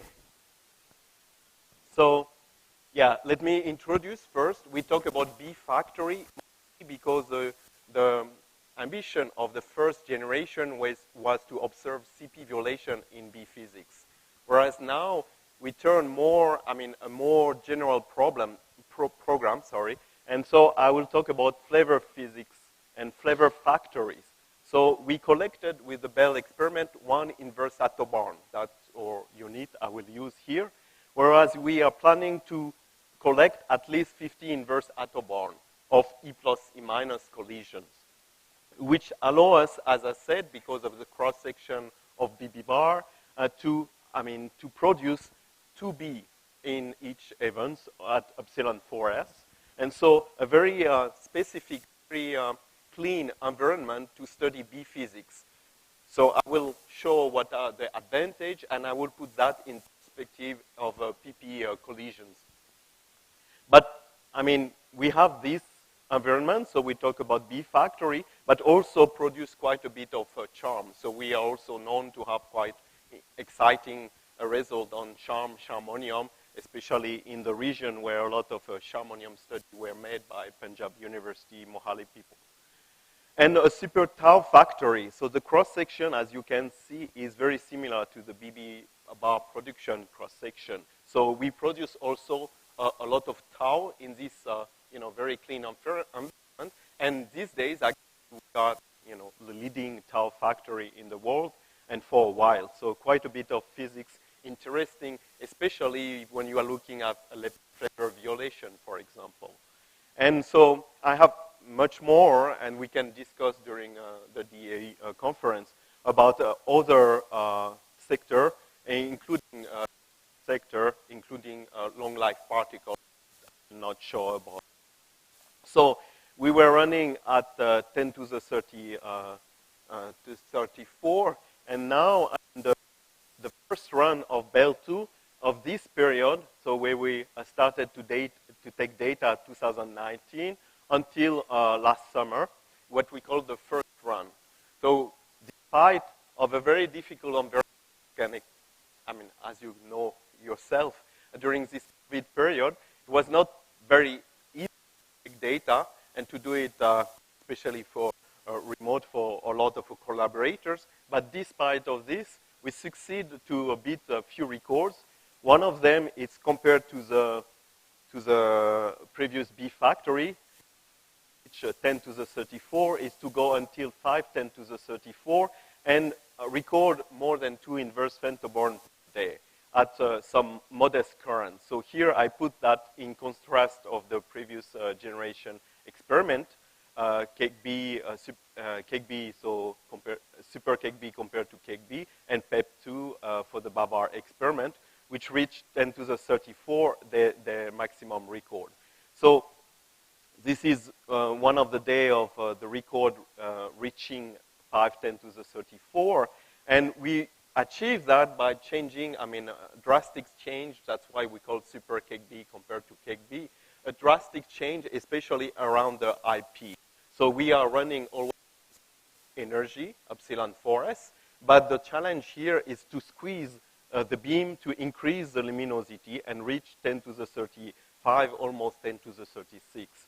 And doing that, we squeeze the beam, and then this is reflected, thanks to very close, quadruple close to the interaction region, and also with a factor of few for the higher currents of our two beams. So this is the challenge, and this is what we have recorded so far. So that's what I mentioned earlier. A lot of effort were made by the accelerator itself to reach this nano beam scheme configuration. So here I describe the different phase from the commissioning to now active and physics run we are taking right now, with the goal, as I said, to reach 610 to the 35, so one more order of magnitude compared to what we are running right now, and integrated luminosity during the coming 10 years, which should be about 50 inverse attobarn. The detector also has been upgraded significantly, and so I put here the different part of the detector in red, which were completely new, and in blue, which were mostly detector we kept but changed the entire electronics. So here, I have to mention a significant contribution from the Indian community for the detector vertex for the silicon strip part, led by TFR colleagues. And here showing the detector itself, combining silicon strip of four layers of silicon strips and inner layer of pixels. Now this slide, I use it in some of my lectures to put a contrast between Bell 2 and LHCb as an example of PP, B physics at PP collisions. So in the case of Bell 2, as I told you, we run E plus E minus at epsilon 4s to produce these two B mesons. So two B mesons and nothing else. So which means that we have very high performances in concerning, for example, flavor B tagging or B tagging that I will explain later, which allow to do this analysis with missing energy. We mentioned about B sub S to tau tau, and I will come back to such kind of model, which is the next challenge of the B physics sector. So the cross-section is much more modest, as I mentioned, that what you will have at PP collision at those energy. But one of the advantages, as I said, we talk about the luminosity of inverse attobarn, so much higher luminosity than you have at LHC experiment. So this is integrated luminosity you had for the first stage, and as I mentioned, what we want to reach for completing our program and how it compares to the different run. We talk about run 1 for this 0.4 inverse attobarn we have accumulated until last summer. So in summary, a very clean environment, and an environment helped by a displaced vertex. For B physics in LHCb environment, as it will be discussed and described in the next talk, you have displaced vertex advantage. Here you have an advantage of very clean environment and very high efficiency flavor and B tagging. And so that's how I divide our goal in terms of flavor physics. The first part is in fact going to very precise measurement, where the standard model dominate, but where the new physics can have some impact. So here the challenge is actually for a lot of measurement to come really at the level of the systematics or try to push beyond. Whereas, so this will be typically all the CKM elements. We talk about VUB, VCB elements, or you talk about, for example, measurement of angle, beta, alpha, gamma of the unitarity triangle. Whereas here, what I call the category here of loop precision, where the new physics is competing. So here we come to the penguin, to the loop mentioned by Sanjay in the previous talk, where, for example, in CP violation measurement on the hadronic penguin, for example, you expect some deviation if there is contribution with different phase for comparison with what you get in the standard model. And the third part, it's in fact usually forbidden decay or very suppressed decay in the standard model, where if you observe signals, yeah, it's almost undeniable a sign of a new physics. good, but usually, as we have talked already, very difficult mode to look for. So as I was mentioned about the silicon vertex detector, so one of the major part of the program in the first generation was to observe CP violation and confirm that we have large effect in the B sector. And now the goal is to see a small deviation, so we need much more statistics, but the method is well established. So I summarize that, this is why the machine E plus E minus here are asymmetric compared to the previous generation like Argus and Cleo, that you boost the 2B forward and have a separation and measure CP violation in function of the time and get access to this sin 2 1 or sin 2 beta measurement, we call it. So this rise for the fact that you are looking for always for CP violation, a contribution through two paths and interference between them. And when you get the full access of CKM elements, see different weak phase between those amplitudes. In this case, for the B2 Jep psi k short, you look at sin 2 beta. Again, I mentioned here the performance of flavor tagging, which play a huge role, and which means that even if you have a modest sample of Jep psi k short, in this case, you efficiently able to know if it's a B0 or B0 bar, and consequently have a high sensitivity to sin 2 beta. Here it shows us, this is a separation between the two B vertex. It shows a contrast with LHCb, where we talk about few millimeters.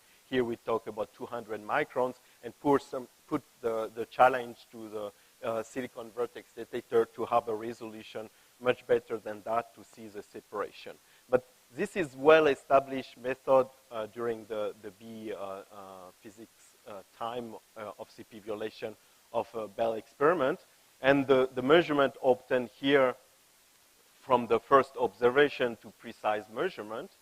And for now, with a few 100 inverse femtobarn of the Bell 2 experiment, here a couple of them shown last summer, we remeasure some of the standard parameters in the sector of time-dependent analysis, showing here for the lifetime and for the mixing with the hadronic modes shown here. And the first measurement with 200 inverse femtobarn, getting to some already systematic appear, and an update will come soon. And similarly for the sin 2 beta, where measurement from B factories and LHCb dominate, Bell 2 enter in the game, and so establish and show that the detector is at the level or better than the previous generation. So only with this small sample, already observing undeniably the CP violation, and more results to come with a full data sample, which is a double of what we have here. Another thing, as I'm talking about time measurement and show the quality of the detector, is an effort to measure the charm life measurements. So for different categories of meson and baryons, charm baryons, and here the two of the very recent measurement showing for lambda C and omega C, the result here in red from Bell, and being dominated, dominating a measurement in the sector, showing, as I said, excellent vertex capabilities, and establishing our procedure and our quality for further time dependent. And in the case of omega C, very interesting, because there was a discrepancy between LHCb and other measurement, and confirming that LHCb measurement is correct. So further, as I said, the next step will be, now that the detector is performing quite well, and then the analysis is established, to perform very similar for the run 2 analysis, except that instead of looking at germanium K short to measure sin 2 beta, as I was saying, you look at penguins to see if you see deviation from there. Keeping things under control for the theory, where there could be some charm pollution, but for some of the mode remain sufficiently clean. And the idea with 5 inverse Satoborn is to collect enough data to have very similar precision that what you have today with GEPSI K-short. And just as an illustration with 50 inverse Satoborn, seeing deviation for eta prime K-short when you compare to GEPSI K-short.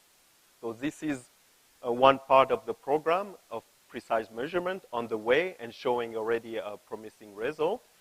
There is also kind of effort on gamma measurement. Here you are talking about, it's again CP violation. So again, looking at the two amplitude of the same decays, whereas this time the weak phase difference for this decay is angle gamma. We have also first result obtained very recently with one part of our data sample of 400 inverse pentaborn. And so for this now classic standard mode, the B to D K, where D decay in K short pi pi, you beam the Dalit and show, see the difference between each beam and extract the CP violation. You have here an illustration of decay and the good separation of the Cabibbo favored mode D pi, and you see that not only in terms of PID, in also the resolution is even better than what we had in Bell and able to distinguish between decay and D pi easily. And with with this sample, able to see this time the direct CP asymmetry. So the difference of behavior between a B plus and B minus. And as I say, in function of those being in the Dalits of the K short pi pi, you will be able to separate in terms of Cartesian coordinates here, XY, which are function of the angle gamma, phi 3 in the notation of Bell, that you try to measure. So this is the first measurement of Bell 2 for this gamma element, and we are already at the level of 10 degree and restarting the programs, and of course more statistic will help us to push at the 1 degree level. There is a long tradition in Madras by Professor Libby and students to work on those modes, and are some of our main contributors. So for the second part of my talk, I will talk about missing energy. So missing energy is quite important. Also for the precise measurement, I was talking VCB, VUB, so I will not go in details here. But also for the rare BDKs, and that's what I want to discuss a little bit more, because that's probably one of the hot topics in particle physics on Collider. So something here which will be probably discussed in more detail in the next talk, but just a first summary. There is some deviation seen mostly by LHCb on B2SLL. So we talk about the RK star, so ratio between the decay in the muon mode versus electron mode. And if you summarize in the Q square being, so the invariant mass of the two lepton between 1 and 6 GeV, you see a deviation to what you would expect, which is in the standard model. In this case, lepton universality will give you 1. And whereas what you observe is more around 0.8. So it's a 3 sigma effect.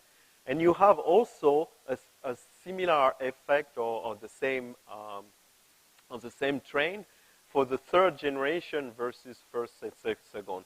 Here it's seen through the B2D star D tau nu versus lighter lepton decay. B2 D mu nu or D E nu.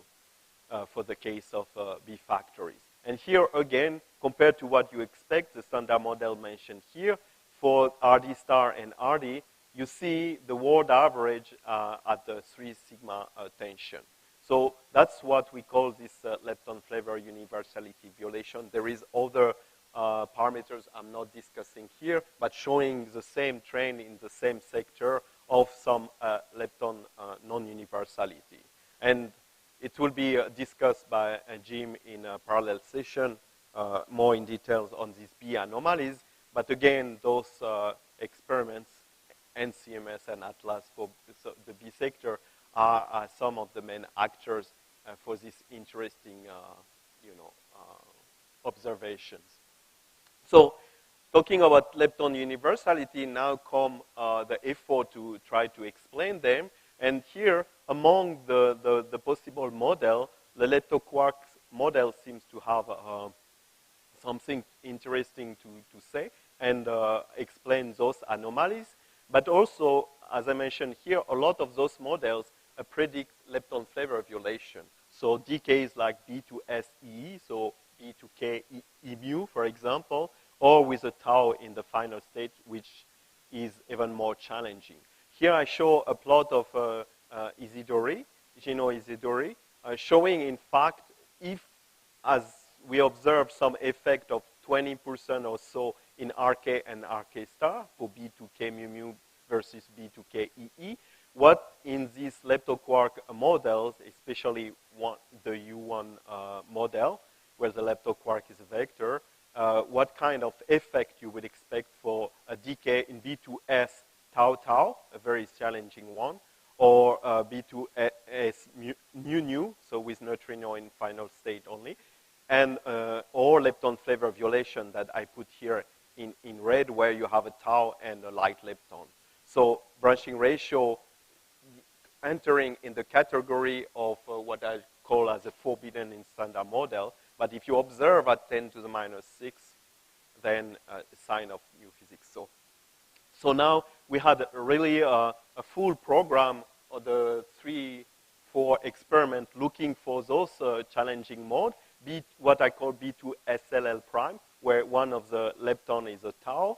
And I mean, compared to what we have, so this is on a time scale. The first result from Babar we got sometimes 10 years ago for B2K plus a tau LL. And the new measurement coming from LHCb and Bell concerning first mu E, which is more accessible, but very soon with a tau in the final state where results start to appear. So for the case of what we have on the market as yesterday, in order of 10 to the minus 5 for this typical mode of lepton flavor violation. So that's where B factories play a special role, because as I said, we're quite a clean environment, and so allow such kind of research. So very quickly, what we do is basically, as we have 2B and nothing else, we fully reconstruct one of the B. So it has many advantages. Usually we use the hadronic modes, which are the cleanest.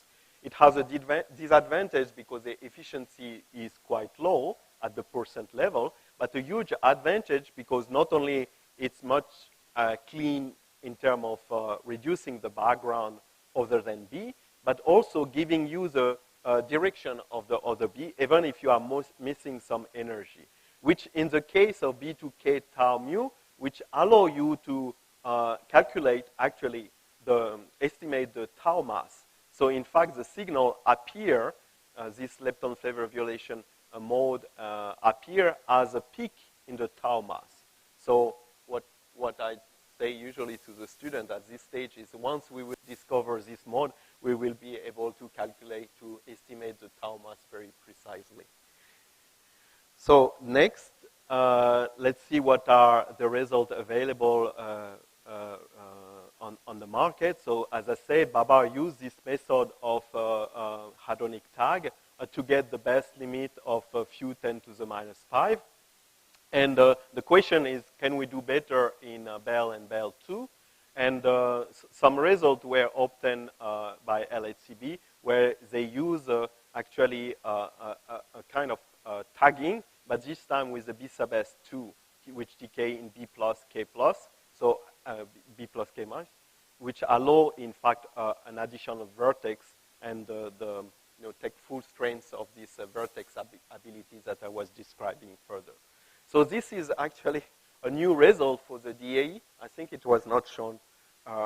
So this is just a very recent result. So I bring a new result in DAE. So give me a few more minutes of my time from the session share. So this is a new result with a full Bell data sample. And then, as I say, when you look at the, a peaking contribution in the tau sector from these rare decays, and as you don't see any signal, I'm able to establish limit that I show here, and which are the world best that demonstrate that with a modest sample, the number of BB is not the question. The number of BB that you are recording in your analysis is the interesting part. So in the case of a B factory, this high efficiency helps quite a bit to lead the measurement even with a data sample of 10 years old. And you are able to enter, so here it shows the constraints you bring in some of these leptoquark phase space still available. So they were, previously by Babar LHCb limit. Now with an update, with the first update here of and getting the world best limits on those modes, you start to eat. And what we hope is with a full Bell2 sample, with this kind of quality of analysis, you will completely remove or observe lepton flavor violation. We have also other modes which are only accessible at Bell2.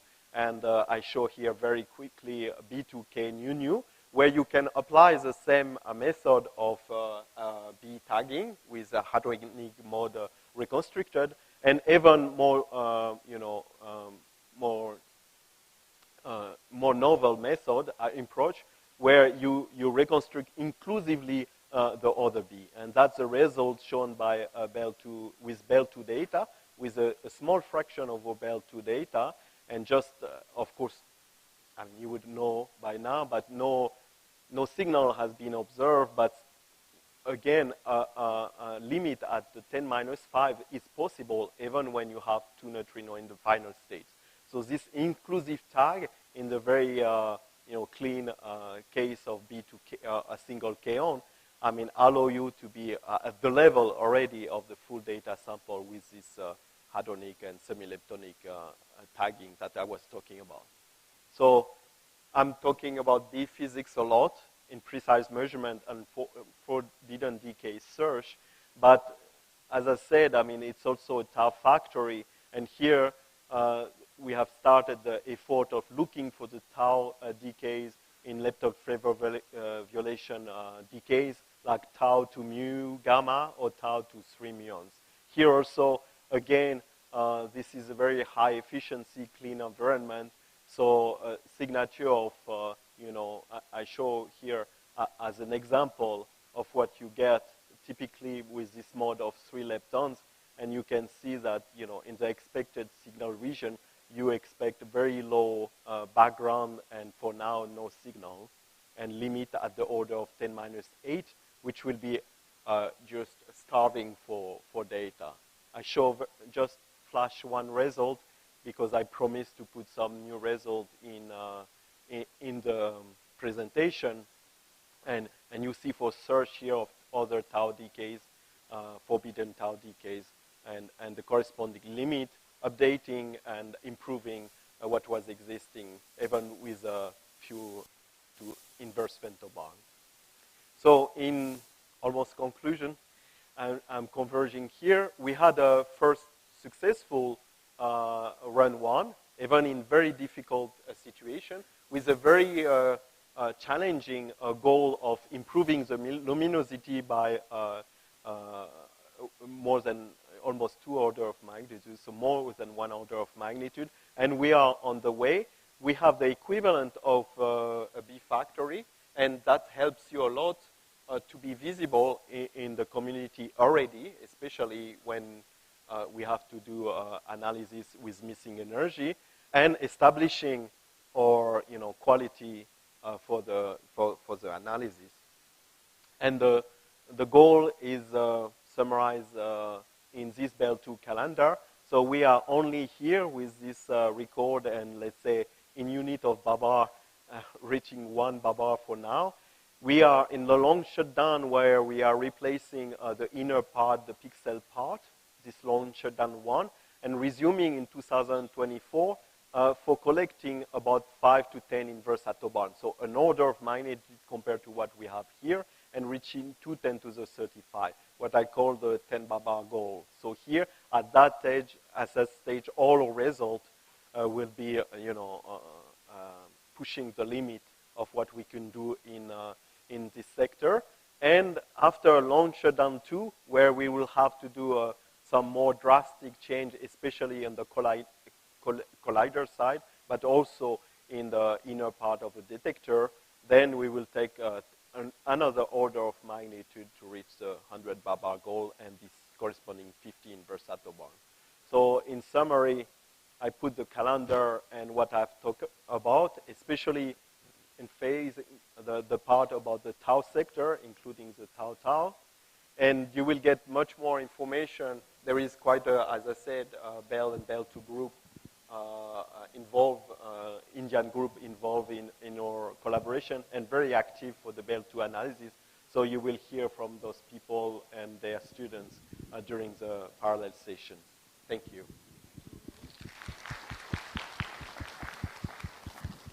So we're slightly running late, so therefore I can have only 1 or 2 questions. Comment?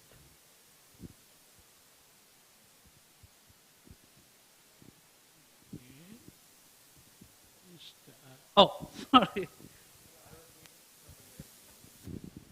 Can you please go to page 21, I think. 21, you said? Yeah. Can you please explain what is in those that blue square? In particular, what does the new result mean compared to the existing results? Okay. So, yeah, give me a little bit more time, as it's a new result. Yeah, thank you. I mean, so this is, in fact, you have here as a model just a simple phase-space model of 3-body. This is what other experiments have used. So we use this model to establish our limit and to compare to previous experiments.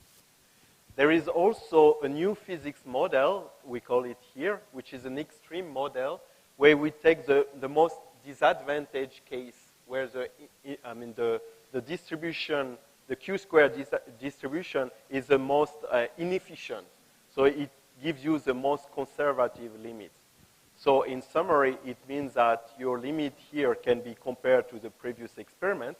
And even if you are looking for new physics, which will be a disadvantage by your analysis, you still have very similar limits obtained. Thank you. Okay. So I think there was one. Oh, okay. So the last question. Yeah, I mean, in your Bell 2 prospects, that you did not mention about the inclusive charm with the tau final state. B decaying to inclusive charm with the tau. Yeah. What about, so what is was the the prospects in Bell 2? I mean, for which mode, sorry? B decaying to inclusive charm inclusive with tau in the final state, tau nu tau. Yeah.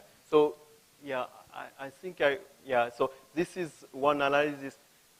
Actually, I went through one of the slides very quickly, but I think this is, so this is actually, this measurement, how can I explain? So the goal was to measure, to show the result XXV tau nu you are talking about. So for this summer, however, in fact, this one is actually part of this analysis. This is with light, so exactly the same thing, XXV electron and muon. So the first measurement to come is this one. And so it's ongoing, and probably during Moyon 2023, you will get the result with the tau. So it's not yet shown, but it's coming. But for tau, I mean, for light lepton, you have a lot of results, so that's fine. But for tau, are you planning to measure the moments as well? Yes. Okay. That's something we will do, but of course we'll need a little bit more of statistics, but yeah. So everything, like even the polarization part for the D star, for the tau, that's in the physics program. But that will require to have a bit more of statistics, yeah. Thank you. Okay, so with that, let's thank. So now we change from to Asia to the Europe side, and we have Abhijit Mathur, is from University of Zurich. We'll talk about result from LHCb.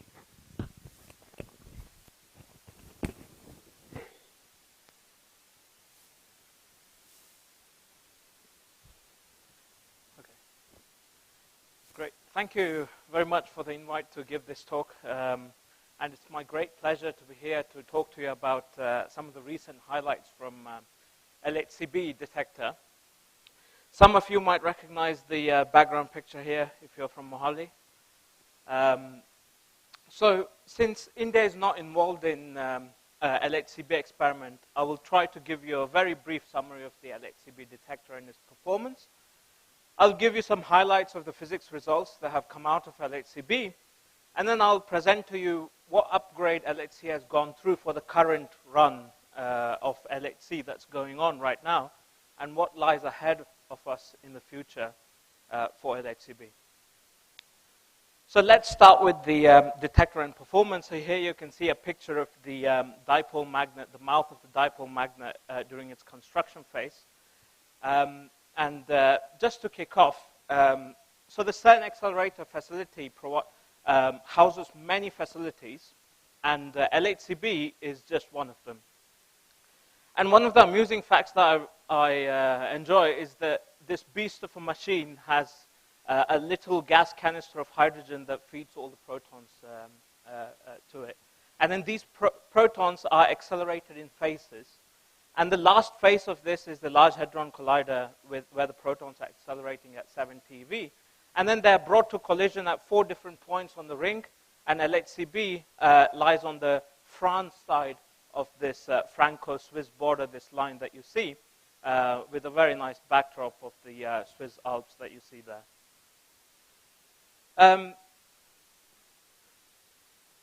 So LHCb is designed to study flavor physics observables, and since its technical report in 1998, the main goal of it was to probe charm decays and beauty hadron decays. But since then, it has really grown a lot. The physics program has expanded vastly, doing electroweak studies, exotic studies, heavy ion studies, and it really has established itself as a forward general purpose detector, like ATLAS and CMS, but in the forward direction. So why is it important to study these flavor observables? So you can see here some of the flavor observables in orange, red, and blue. And you can see in this plot that they can probe a new physics scales around 10⁴ TeV for different interactions that are sensitive to new physics. So these measuring these flavor observables can really probe very high energy scales that is directly accessible by any collider experiment. And there's also a question about baryogenesis, whether there are new particles like charged Higgs and leptoquarks that contribute to this decay, and the question is to probe such decays at LHCb. So we really benefit from a very large BB bar production cross-section, and this is really in the forward direction. So what I mean by in the forward direction is that this is the plot of the BB bar production as a function of the B pseudo-rapidity and the B bar pseudo-rapidity. And LHCb takes this sweet spot in the red here between 2 to 5 pseudo-rapidity range. And then you have general purpose detectors like ATLAS and CMS that take this, that cover this yellow box there. And we also have a very rich charm program, and the charm cross-section is even higher, about 20 times higher than the BB bar production cross-section. And as Karim said, we produce different species of B hadrons, just not B plus or BS or B naughts, and we can really study different species of them. And one technique that we employ at LHCb is called luminosity leveling, which is different to other general purpose detectors, where we try to bring the protons into collisions that are displaced. So this really allows us to maintain a very constant instantaneous luminosity. So in green, you see the LHCb instantaneous luminosity as opposed to Atlas and CMS. And then since 2010, we have collected about 9 inverse femtobarn of data. And we also do proton lead and lead and also fixed target experiments, but I don't have the time to cover those in this case. So this is the picture of the LHCb underground. Of course, there are staircases and wires, and you can't see where they are. But if I bring a cartoon forward of the LHCb detector, you can see all the different components of the detector there. And here we have proton-proton collisions, and the B meson usually flies about 1 centimeter from the proton-proton collision, and then you can detect all the charged particles forward. And the C hadron flies about 4 millimeter from the PP collision.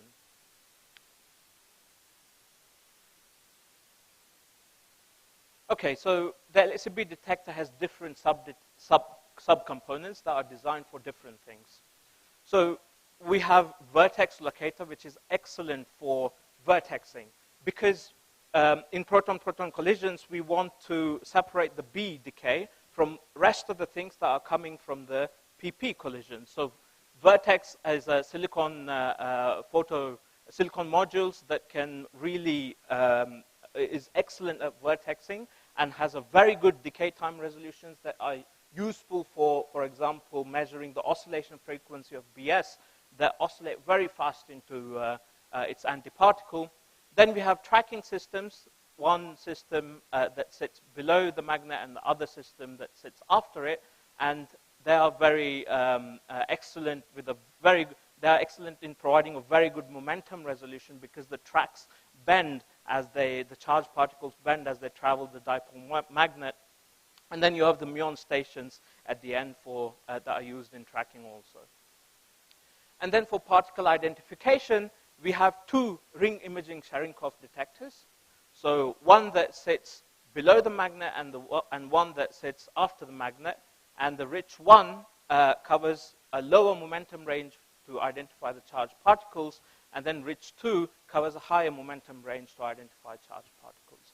So combining both, you have a very good efficiency on identifying charged particles, which is greater than 95%, and then the misidentification is very low, below 5%. You have calorimeters that are identified for electron, photon, and pi naught identification, and then, of course, the muon stations will give you whether the track is a muon or not. Regarding LHCb trigger, well, a good trigger always, the goal of it is to reduce storage and readout costs with a very good signal to background ratio. And at LHCb, we have 3 levels of trigger. We have level 0, which is a hardware trigger. And then we have high-level trigger HLT1 and HLT2, which are software triggers. And they reduce the rate of 40 megahertz to about 12.5 kilohertz. So this means a readout of 0.6 GB per second that is sent out for storage. Okay, so that was about the LHCb detector. So I'll try to present to you some recent highlights from LHCb. So as I said, the LHCb physics program is really very wide. It goes from charm decays, semi-leptonic decays, spectroscopy. We have measured about 60 new exotic tetraquarks and pentaquarks. We also have a W measurement in the forward region. We have heavy ion and fixed target results that are used for cosmic, that form input to the cosmic measurement. However, I only have time to cover only the left part of the tree. So let's start with the CKM and charm metric and charm decays. So the flavor transition within standard model, as you know, is parameterized by the CKM matrix. And the elements of this matrix are free parameters of the model, and you can determine all of the elements by studying various observables in various decays that I've highlighted here. So you can measure branching fractions, mixing frequency, CP asymmetries, and the CKM matrix is unitary matrix. So you can form various different closed form relations in a complex plane. And one such famous closed form relation is a unitary triangle. And you can measure the sides of the triangle, you can measure the angles of this triangle, and try to determine how triangular is this triangle. And you can see different processes that input into these measurements. And since 1995, there has been a significant progress in trying to over-constrain this triangle. And LHCb has provided important input since 2011 to this. And why is it important to constrain this triangle? So for example, you can measure one of the angles of this triangle, gamma, from a tree-dominated process. Well, you can determine it from tree-dominated process and then compare it to an indirect estimate where you only input loop-dominated processes that are sensitive to new physics, and then you compare these two measurements, and it provides a very stringent test of standard model. So in fact, there's been a new measurement by LHCb where gamma has been extracted in a model-independent way using this decay of B plus to dk, where D has multi-body decay that you see there. And the gamma extraction has been done in a model-independent way, and what they measure is the ratio of the opposite sign to like sign. And what I mean by opposite sign is that the kaon from the D decay is opposite in charge to the kaon from the B decay, and like sign is where they have the same signs. And you can see in this equation, if there's a good resolution, that there is gammas, that this ratio is very sensitive to gamma. But also there are some nuisance parameters that you have to take into account to measure this. And such nuisance parameter might be related to the charm decay parameters. So you have this RK3 pi and delta K3 pi, and these are taken from Clio C and Best 3, and they form a dominant systematic in this measurement. Nonetheless, this is a very precise, this is the most precise determination of angle gamma thus far with a single D decay. And even you can see that in one of the D decay phase space, we have so this is the B minus to dk minus and B plus to dk minus. And you can see that the CP asymmetry as large as 85% is observed in these modes. So they're very good to study gamma. Another important input to unitarity, constraining the unitarity triangle, is the oscillation of BS to BS bar. So this can, as people have mentioned before, that can happen via the box diagram. And LHCb has studied this oscillation frequency in BS to DS pi. And there are two very important inputs that you need to do these measurements. So you need to know what the BS flavor was during its production. And this was done by our flavor tagging algorithms. And then what is the flavor of the BS at the decay? And that is given by the charge of the pion in the final state. And you can see in this plot here that in blue is the BS to DS pi that have been tagged as being produced at BS at the production level, and in red they have been tagged as BS pi. And you can see very fast frequencies, very fast oscillations, and the oscillation frequency that has been measured is the most precise so far by any experiment. Then we have, like we had oscillations in the neutral B channel, we can also have oscillations in the charm sector. However, the oscillations are very slow due to containing an up-type quark, but the oscillations can be parameterized by the mixing parameters here, X and Y, that determine the mass difference and the width difference in the mass eigenstates.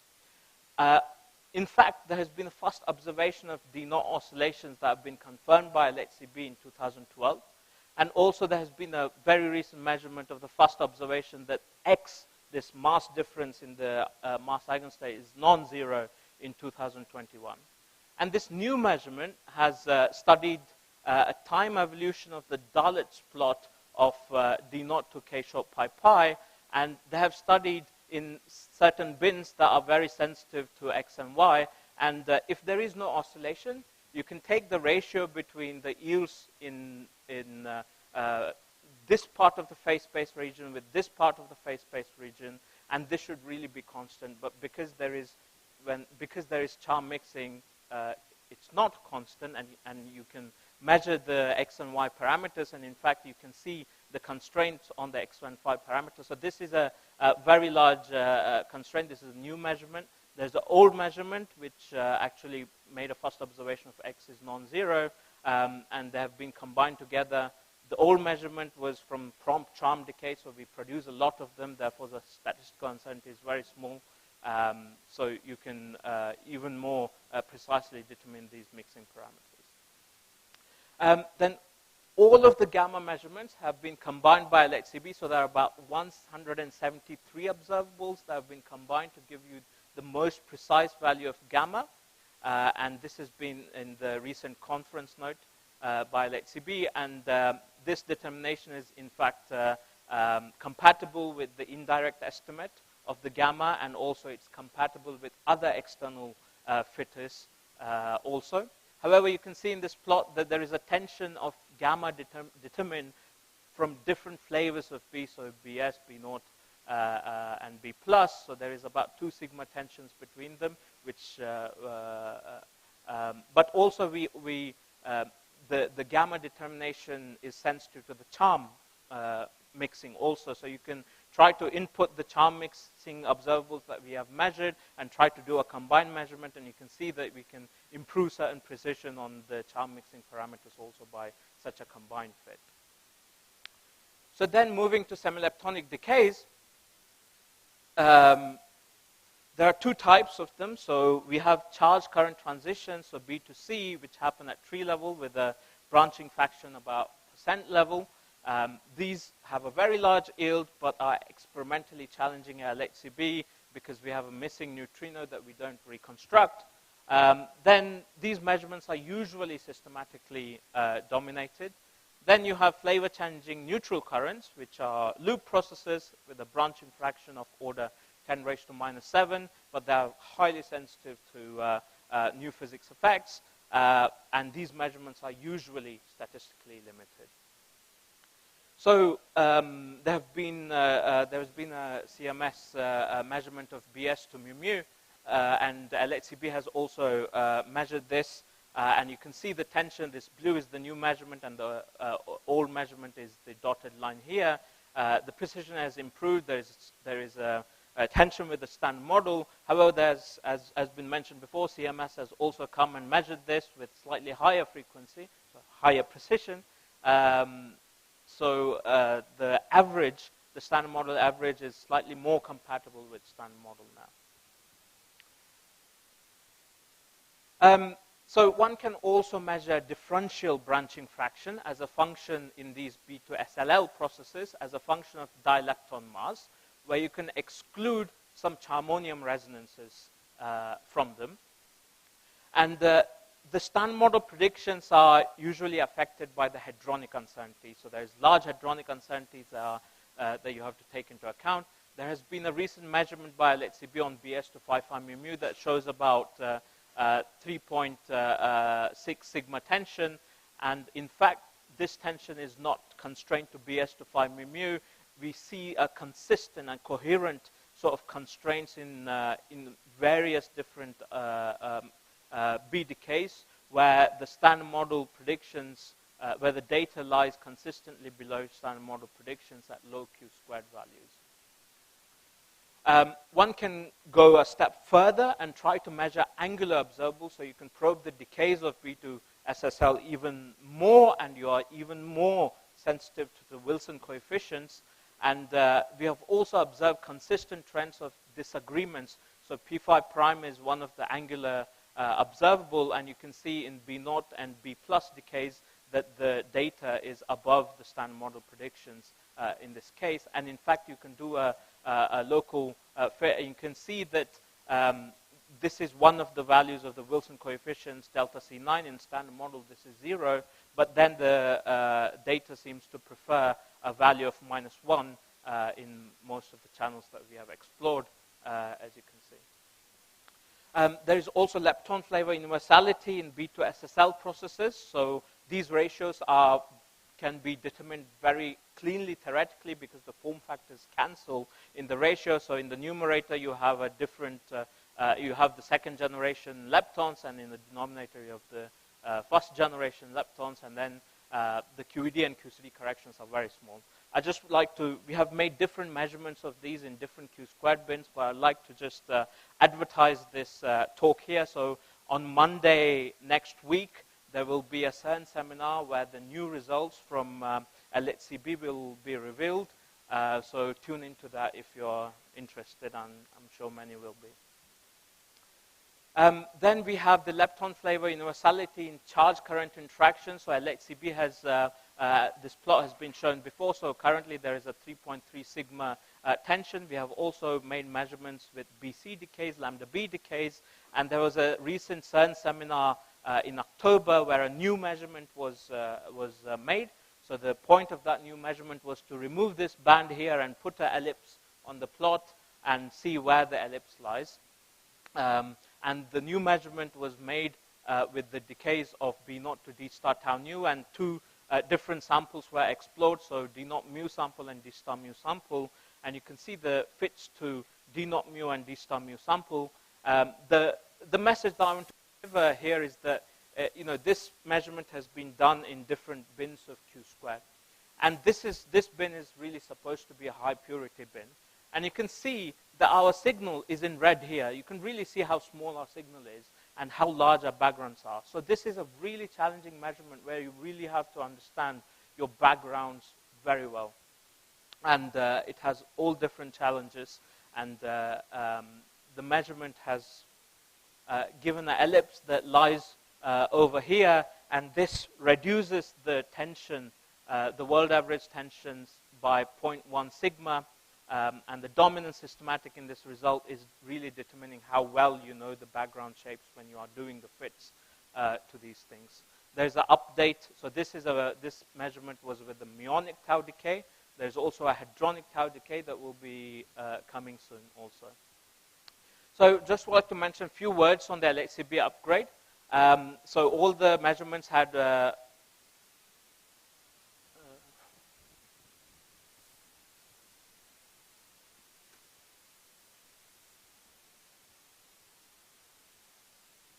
so all the measurements that I showed were from during this period.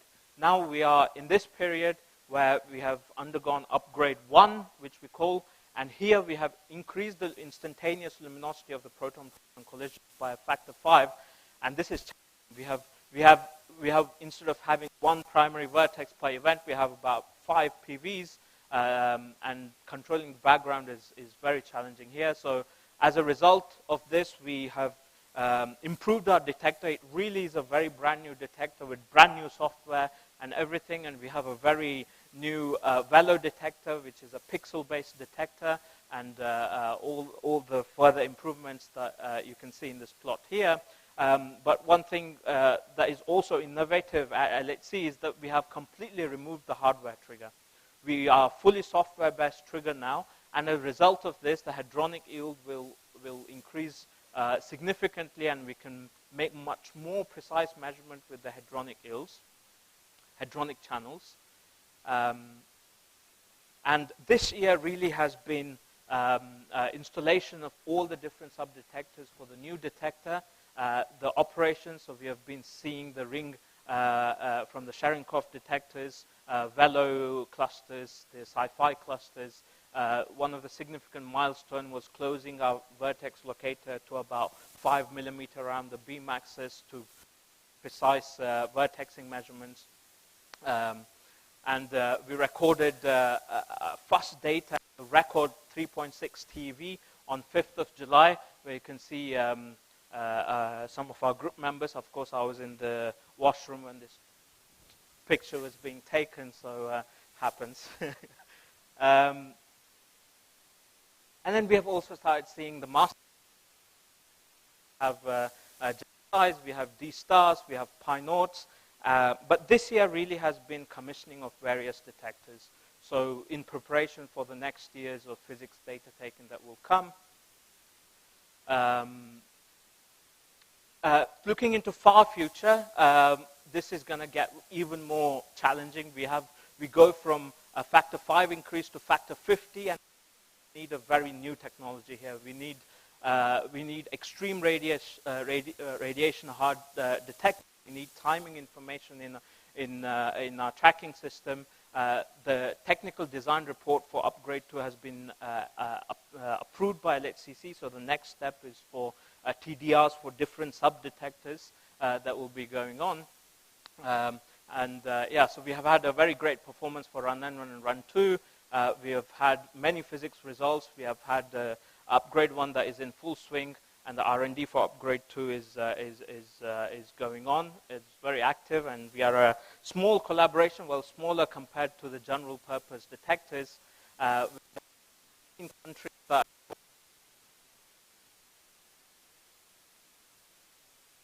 we ought to change that. So, thank you.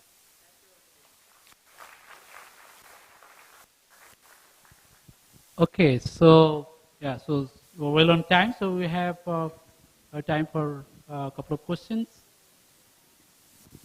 Okay, maybe, yeah.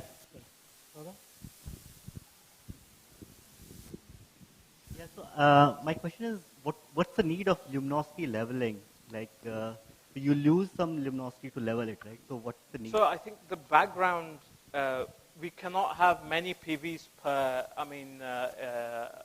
so the background that comes from the PP collisions really has to be maintained. So we need to have about 1 visible PP interaction per bunch crossing in our case. So this is to really control the backgrounds level from PP collisions, really.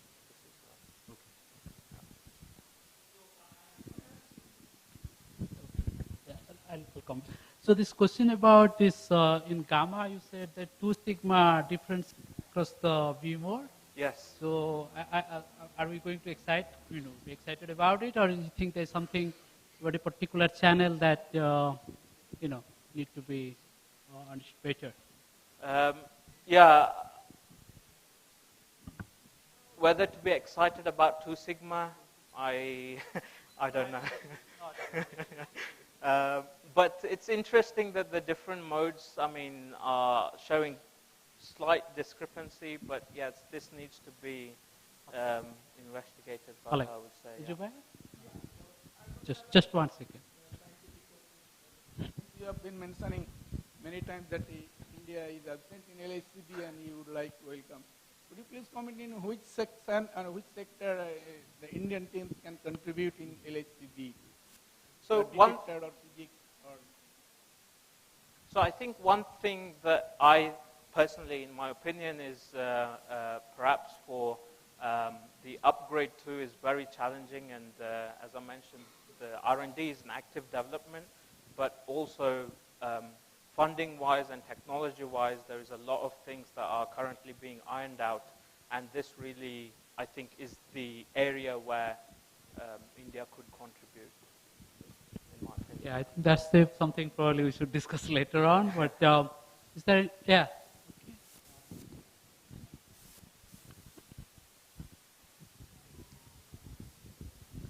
So slide number 31 or 32, you discussed about this lepton flavor universality, and you said that this background subtraction is a challenge there. For slide 22? 31 or 32, I remember. Yes. Yeah. So which method actually you are using here for this background subtraction? Because your signal and background both are supposed to be continuum, right? No, so we have various different sorts of backgrounds. So one of the largest background that you see in blue is from where the muon directly comes from the B node. Whereas our signal is the muon coming from the tau decay. Okay. Then we have double charm decay, where you have a DS that decays to muon and some extra charged particles that you don't reconstruct.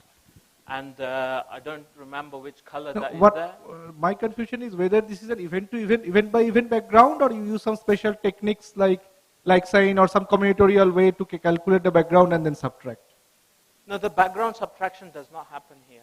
Okay. So this is really, we include the backgrounds, and we have control regions, data-driven control regions that to control these backgrounds to a very high precision. Yeah, I think he was talking of whether there is a kind of peak you are expecting in the signal versus, but I think as you said, kind, yes, yeah, clear yes, peak. sir, yeah. Do we have any more questions? Ajit? Well, your summary prompted it. In the beginning, you said that you will skip electroweak, but in the summary, there is a statement you will confront W mass measurement head-on. Forgot to remove it. Yes. Yeah. So can you tell us what is the head-on confrontation? So I hope I have one slide on it.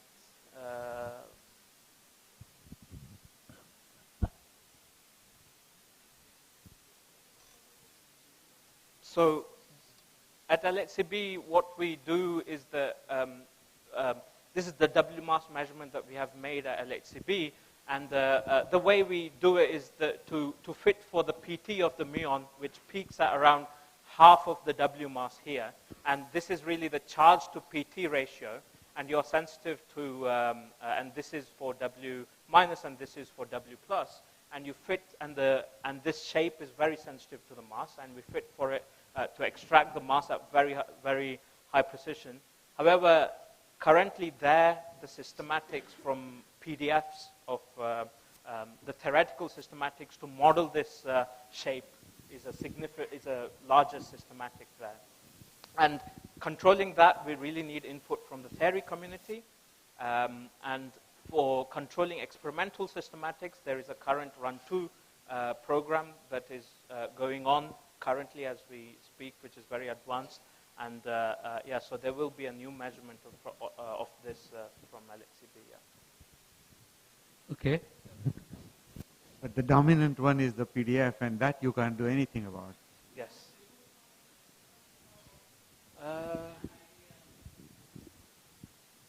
No, unfortunately not, yeah.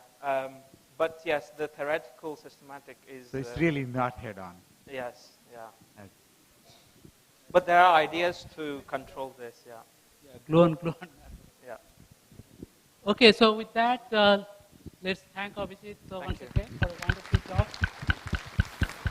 Yeah, so we have the last speaker of the session, Dr. Sadhana Das from IIT Bombay. She's an expert on correlation and hyperoscopy studies, and she will tell us about the result from the heavy ion experiment.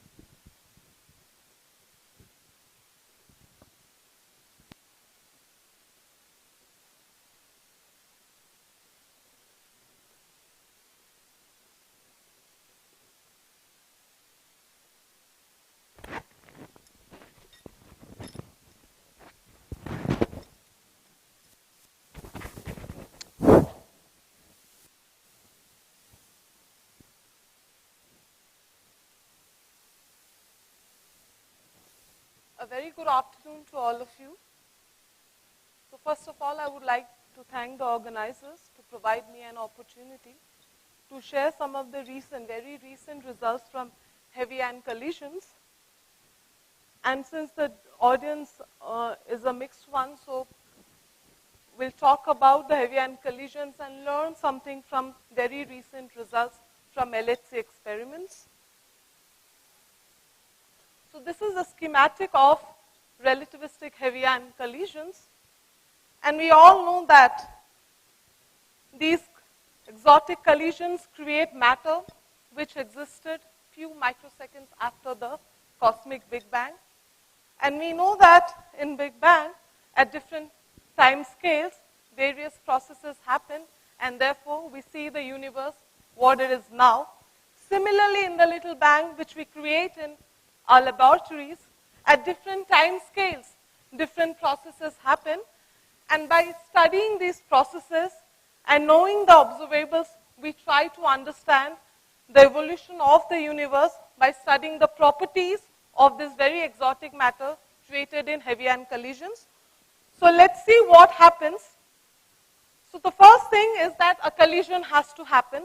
So here you see two heavily accelerated nuclei collide,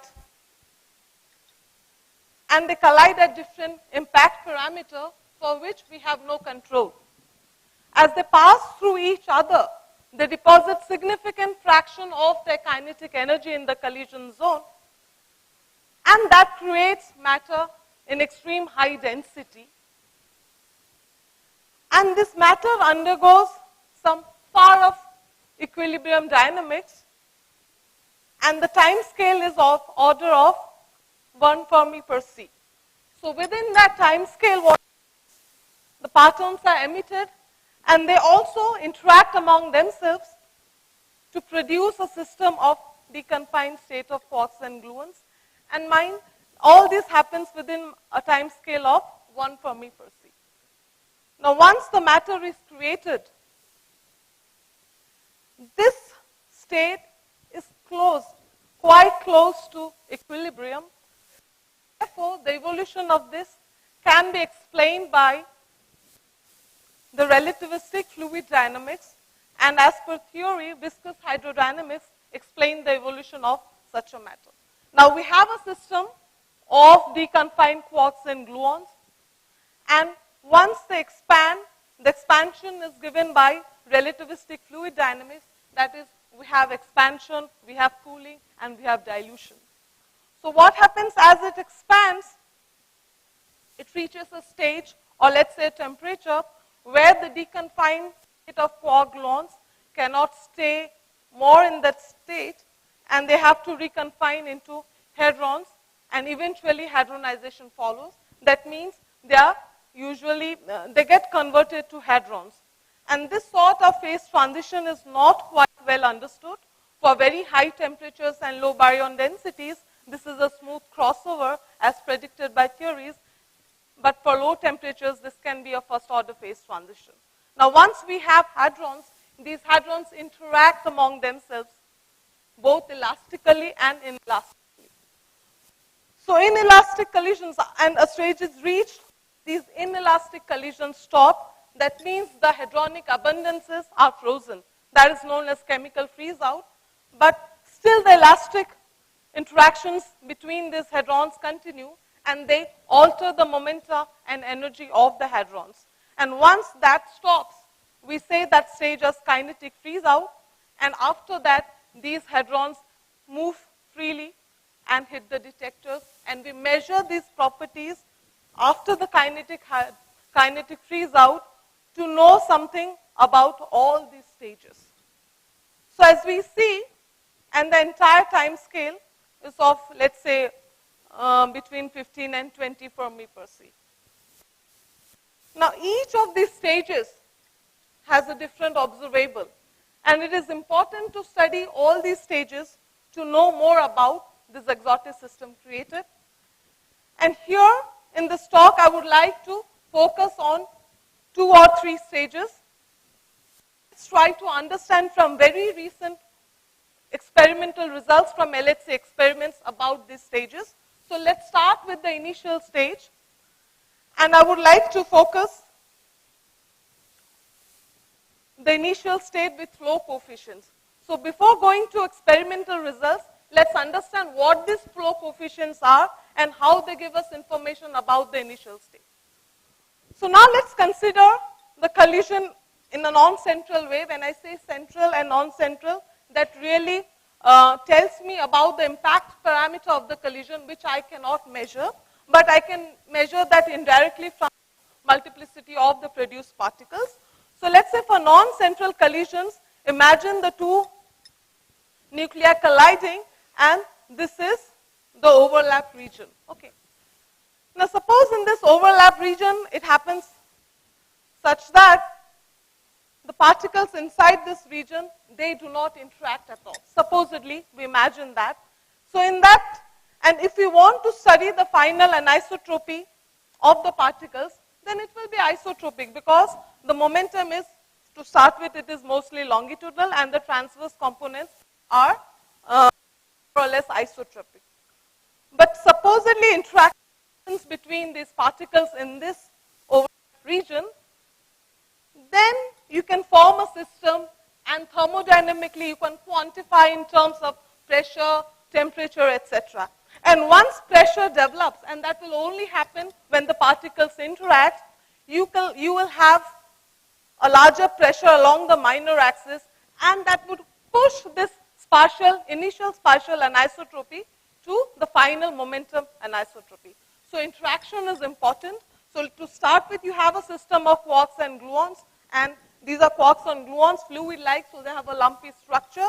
So these initial pressure gradients convert the spatial anisotropy into momentum anisotropy, and this initial spatial anisotropy manifests in final state momentum anisotropy, provided there is sufficient interaction to provide that system to thermalization. Now, how do we quantify such an anisotropy? The best way is to take the Fourier transform of the azimuthal distribution of the final state hadrons, because those are only available to us, and then you'll see that you can express the distribution via this equation. And these coefficients are known as the harmonic coefficients, and specifically we studied the elliptic flow, which is the second coefficient, and that really quantifies mathematically the anisotropy. So therefore, this measurement, or if we measure elliptic flow, it tells about the initial pressure, and it also tells us about the initial degree of thermalization. Now this is the first result at lead 5.02 TeV of elliptic flow of identified particles as measured by Alice experiment. So let's see what we have. On y-axis we have the transverse momentum. Sorry, on x-axis we have the transverse momentum, and on y-axis we have V2 and V3. I'll focus, we have V2, elliptic flow of all the identified particles made by Alice experiment. So what you see is that, so you can really distinguish between two regions in PT, and you see across the centrality, we see that as we go from central to peripheral collisions, there is a progressive increase in the value of the flow coefficients. That is understood because the anisotropy, spatial anisotropy increases from, let's say, central to peripheral collisions. Now let's focus on low PT region, let's say the one below 2 to 3 GeV. And what we can see that there is a presence of mass ordering. Now what is that? That means the elliptic flow coefficients for lighter hadrons, okay, you can see the pions, kaons and all that, they have a higher value than that of heavier ones. So this is the presence of mass ordering, which was also seen before in 2.76 TeV and the RIC experiments, and it talks about, and the reason for this mass ordering can be explained by hydrodynamics because of the radial flow isotropic expansion of the system, which gives an equal velocity boost to all the particles. But as you go, as you see the intermediate region, there's a clear separation of, baryons and mesons. You can see the blue ones, that's the blue particle, let's say your protons, lambda, sigma state, omega, all those baryons have a higher value than all the mesons. So there's a clear grouping between particle species. There's a clear distinction between baryons and mesons. And let's try to investigate what could be the reason for that. So what we can do that in the intermediate PT region, this is attributed to the production, or let's say hadronization due to quark coalescence, where two quarks combine to form mesons, let's say quark and an antiquark, and three quarks or three antiquarks can form baryons. So what is shown here, you scale the x-axis and y-axis by the number of constituent quarks, and you see there's an approximate scaling. The scaling was better in RIG, but at LHC energies, the scaling is not exact, but rather it is approximate. But at least you can see the huge discrepancy now. And we also understand why the scaling is approximate. So let's go to the model comparisons. Okay. So here, the measurement has been compared to a theoretical model known as COLBT, which encompasses three sort of hadronization in its explanation. For the low PT, it considers viscous hydrodynamics, and in the intermediate PT, it really takes into account the coalescence picture, and in the high PT, it's the fragmentation part. So you see the flow coefficients, the value decreases, and once you take into account all these three pictures of hadronization, you are able to explain the flow coefficient of identified hadrons. So it is integral that one considers quark coalescence picture, because that is the coalescence in the partonic level, and that talks about the signature of the formation of the QGP. Now once this is all for light flavored hadrons, okay. So now let's talk about what about the heavy flavor hadrons. Okay, the heavy flavors one, or the hadrons which are found with charm and beauty quarks. And this is the very recent result of the first measurement of d meson flow using 4-particle cumulant method measured by CMS experiment. So what you observe that the D0 meson has a non-zero value of V2. That means it participates in the flow, that means it interacts with the QGP and it participates in the process of thermalization. Now how do we understand compared to the light hadrons? So we have a nice measurement from Alice experiment where we have a good comparison of V2 of heavy flavor hadrons compared to the light ones. Now let's concentrate on the first plot here where the flow coefficients of D meson. So here we have taken the average of D0, D plus and D star are compared with the light flavors.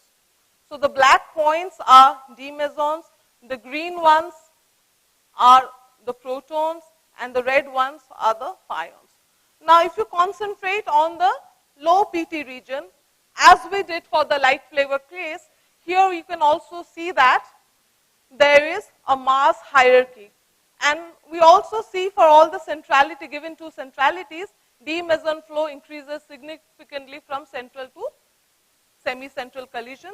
This one can understand because of the increase in anisotropy once we move from central semi-central collisions. Now similarly, if we concentrate on the low PT region, we see that a mass hierarchy is observed in the low PT region. That is, the elliptic flow coefficients of D meson is less than that of proton and is less than that of pion, and which can say that for the low PT region, D meson also participates, but the way heavy quark participates in the thermalization process is different for the light quarks. Now coming to the intermediate PT region, we can see that the effect of quark coalescence here, because the D meson elliptic flow is more closer to that of pions rather than protons. That also talks about the grouping of baryons and mesons, what we saw earlier, and this also happens in case of flavor mesons. So therefore, in that intermediate PT region, you can have quark combination to produce dihadrons. Now let's compare the same with the charmonium state, our very own the Jepsi candidate. Here what we can, so those are, let's say, the blue ones. So what we can say in the see in the high PT region, most of the hadrons, all the hadrons, there's no separation because the hadronization is dominated by fragmentation. But if you see the low PT region, the mass hierarchy is obeyed. Now this is also a very recent result from the initial state with flow coefficients by CMS experiment, where the elliptic flow coefficients are measured for prom D meson and the D meson coming from B hadron decays. And as we can see that the values of elliptic flow coefficients coming from D mesons from B hadron decays are systematically lower than that of V2. That talks about how the beauty hadron interacts with the medium compared to the charm hadrons. So here also we see a mass hierarchy in quark interactions with QG. Now once we are done with the elliptic flow coefficients, which really tells us about the initial state effects and how the different quarks interact with the medium to give us information about the degree of thermalization. The golden observation of observable for hot medium properties would be the nuclear modification factor. Now let us define what is nuclear modification factor, and It is nothing but the ratio of the PT spectrum produced in nucleus-nucleus collisions, or let's say lead-lead collisions, scaled by the one with that we observe from PP collisions, and this entire thing is again scaled by the number of collisions, because that what differentiates at the, let's say, at the superficial level between the PP collisions and the heavy ion collisions. Because heavy ion collisions, if one imagines them as a mere superposition of individual PP collisions, then we can see that supposedly we think that our heavy ion collisions are nothing but many PP collisions with nothing exotic happening. In that case, the RAA would be close to 1 for high PT particles, or let's say more than 2. For the soft sector, the scaling doesn't go as per number of collisions, so therefore the scaling is a bit violated in the soft scale, or let's say for low PT particles. But for high PT particles, this is nicely observed, and if we see any deviation in this binary scaling, then we can attribute that to the energy loss in the medium. If we don't see, then we see that, okay, where one can really explain the results of heavy ion collisions in terms of many PP collisions. So let's see what we observe, and this is a very generic result, what it has been observed in, let's say, RIC and lead-lead collisions at 2.72 TeV, and this is a very recent result. So let's understand what happens in case of light flavors, and then we'll slowly try to understand for heavy flavors. Now what we see that this y-axis shows the RAA. So in this case it is lead-lead and P-lead, and x-axis shows PT. So what we see that it shows a strong centrality dependence. That means the red ones are for top central collisions, or the collisions where the impact parameter is nearly 0. Blue ones are the semi-central ones, and the green ones correspond to P-lead collisions where we don't expect any medium to be formed. So what we see, the RAA shows a strong centrality dependence, then that is, there's a greater suppression of high PT particles in the most central collisions, evidently so because of the formation of the medium which is more dense, which has a more lifetime, and hence the particles lose energy when they pass through this dense medium. And since it has a scaling with respect to centrality, the RAA is more compared in semi-central collision, the RAA is more compared to the central collisions. And in P-lead, where we do not expect a medium to be formed, the RAA is consistent with unity and with some slight enhancement due to the Cronin effect. Now let's shift. This is a result which we know for, let's say, light flavors, and this has been experimentally measured from other experiments also. Now let's focus on a result for heavy flavors. Now, the good thing about these heavy flavors, or the particles having charm and beauty, quark as components, is that they're formed very early collisions from the initial hard on scattering, and they see the entire evolution of the system.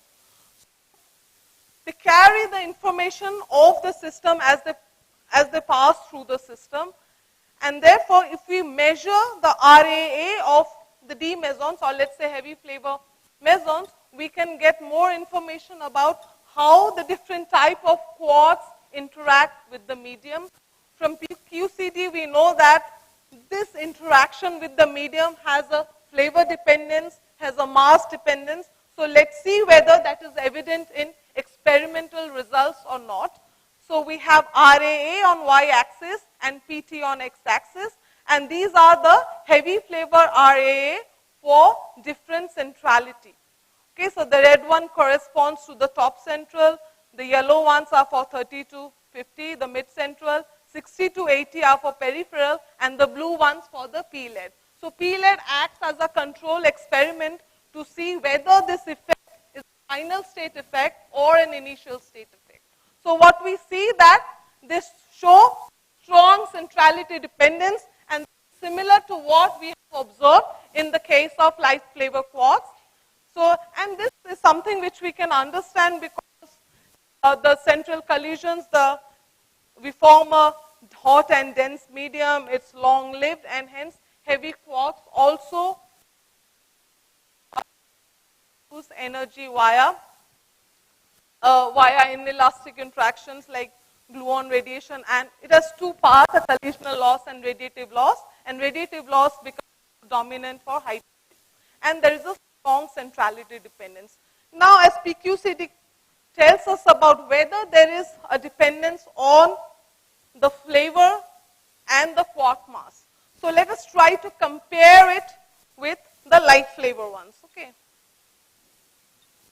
So this is the general result. The suppression increases from peripheral to central that we understand, and the suppression observed in lead-lead collisions is due to final state effect induced by the medium, because we have our RPB as measured in lead collisions. It is consistent with unity.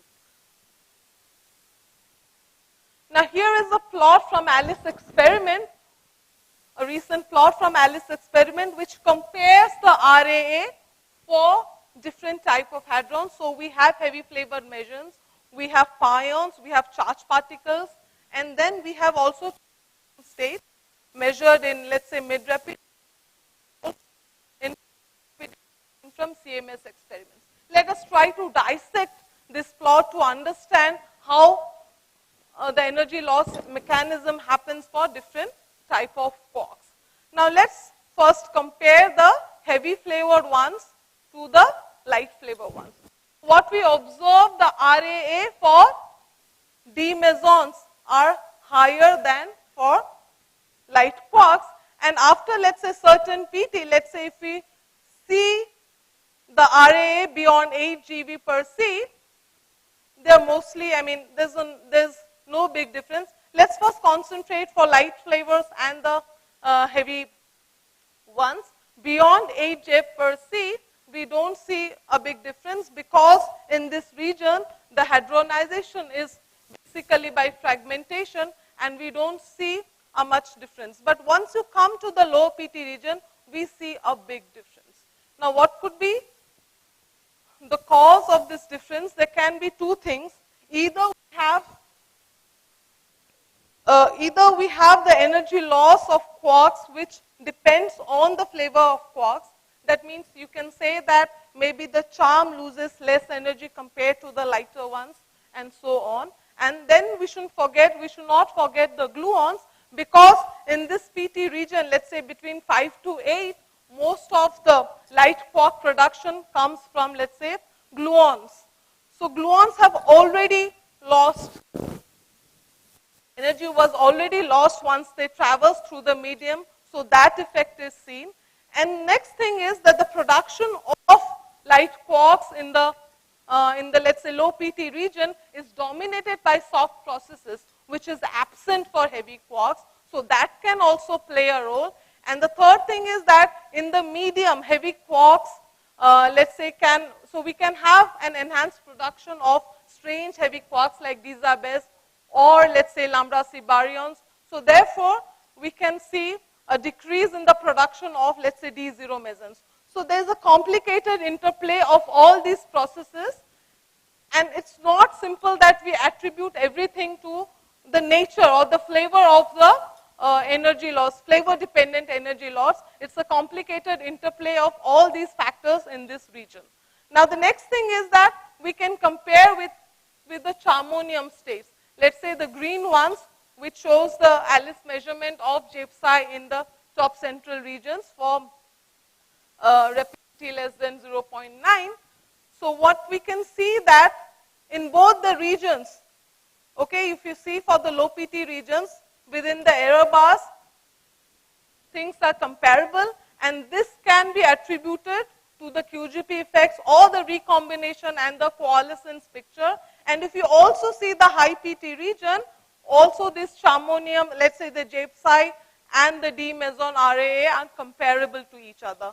Because what we can see that the fragmentation which is dominated in the high PT region is really, because both of them involve charm quarks, so it is similar, hence we see a similarity in RAA.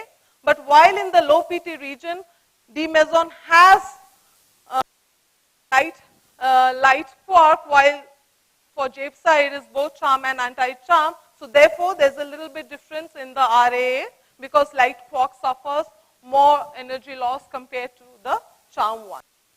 Now, another interesting thing which we can also see is that from the non-prompt JSI measurements from, let's say, CMS experiment. And this has contribution coming from the B hadron decays, so beauty quarks, so, and they would suffer less energy loss. So we can also see an effect of quark mass dependence in the medium energy loss. So this single golden observable tells about a lot of how the quarks or how the partons lose their energy in the medium, and this is a very good and competent signature of the effect of hot medium on the observables.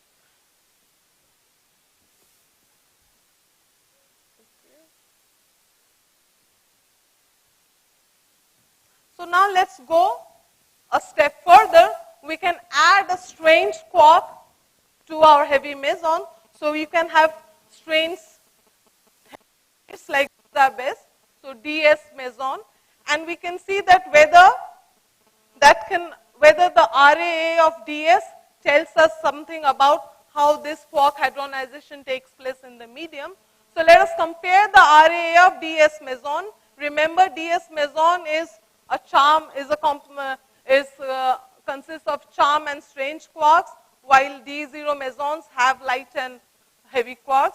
So if we see the RAA of DS compared to the, let's say, light heavy mesons, we can see that for the low PT region, it is consistent within error bars, it is consistent to 1. But if you see beyond, let's say 3 or 4 GeV, the RAA values of DS mesons are higher than that of the 0 mesons. There is a strong suppression, no doubt, but you see there is also a mass hierarchy here. So it can be due to enhancement in the medium, which is again a signature of the let's say QG. But you have models, many transport models, which include both the effect of strangeness enhancement and quark coalescence to explain this result. And this is,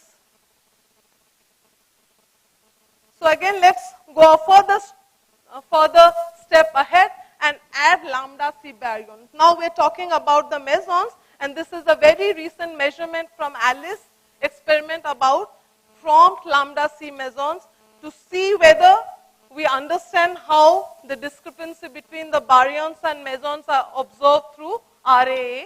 Here we can see that within the error bars for the low PT, there is not much difference, but if you see between, let's say, 6 to 10 GeV, you see the mass hierarchy. That means the RAA of lambda C is greater than that of D-Zabes, and it is greater than that of the D mesons.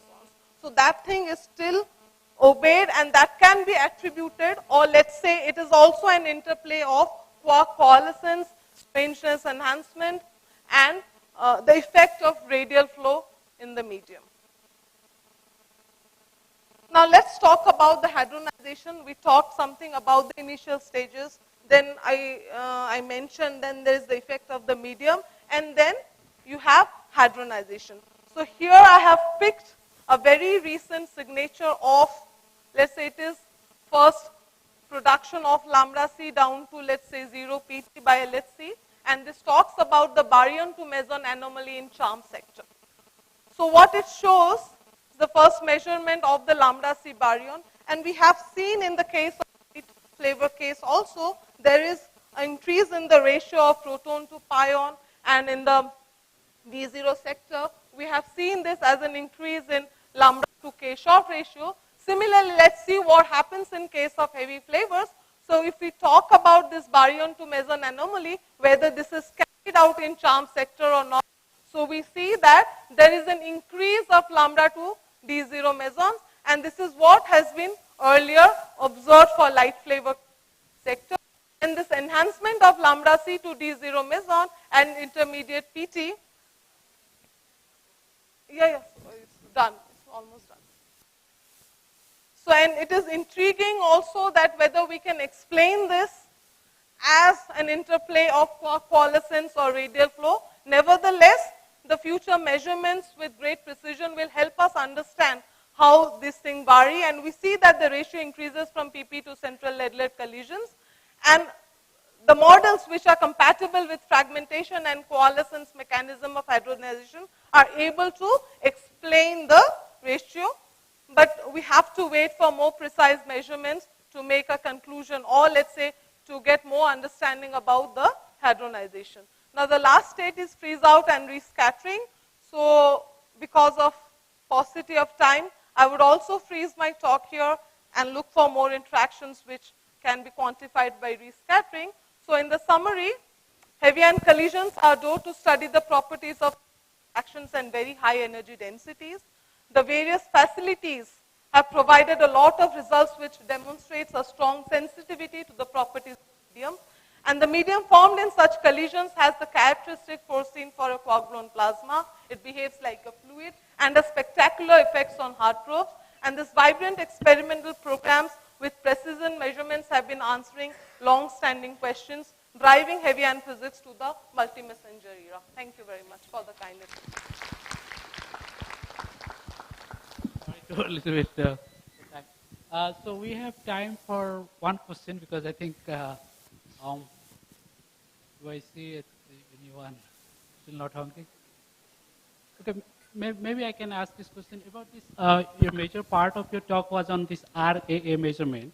So what is the sort of the prospect, like let's say that this is what we have measured and with the, the LSC upgrade or the sort of star or other things, what is the key thing that you are trying, will be? LSC upgrade, the third, let's say the Alice 3 would majorly focus on the heavy flavor measurement because you're seeing there are a lot of these error bars.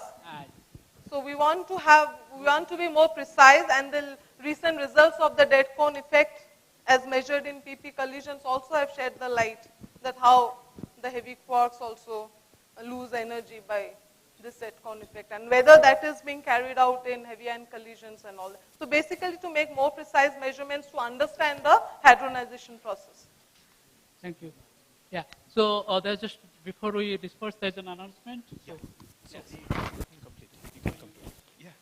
Yeah, so there are a few announcements. So you all have this card. So this is required at gate. We have communicated that to security that they will allow you in the gate. Instead they call us, because anybody comes, they call one of the faculty or a student volunteer. So that we have removed. If you show this card at gate, they will allow you to campus. This is one thing. Also, this is required at the food counter, because it is many places entrance are there and things like that. So we have deal with them that you should show them this card for the food. This is one of the important announcement. And the second thing is there is a special counter for boiled vegetable, that is counter number 4. And also we have arranged some tables outside this foyer. So you can take your plate and then go outside so that we can avoid some clutter here. And also the poster session starting is at 2 to 3. Probably we should move a little bit, right? Because we are late a little bit. So yeah, we can move that one, but the poster sessions is upstairs. Okay, then we'll move to parallel sessions, not here. Parallel sessions are in this complex, and there are 2 rooms in top floor, in the first floor. These are LH5 and LH6. And then we have 3 rooms in this complex. After this dinner, after lunch, we'll have these rooms ready. It's actually ready. So I request all the speaker of parallel session to upload their talks in Indico or give the talks in well advance to volunteers there. There will be 2 volunteers in each room. So please give that to them so that everything is going in time, because we have a really tight session for the parallel. We are 15 minutes, so we do not want to take any time to arrange the things. So please, and then buses are arranged after the session finishes, please contact help registration desk to find out your route so that you can take respective bus to return back. Our sessions are finishing at 6:30.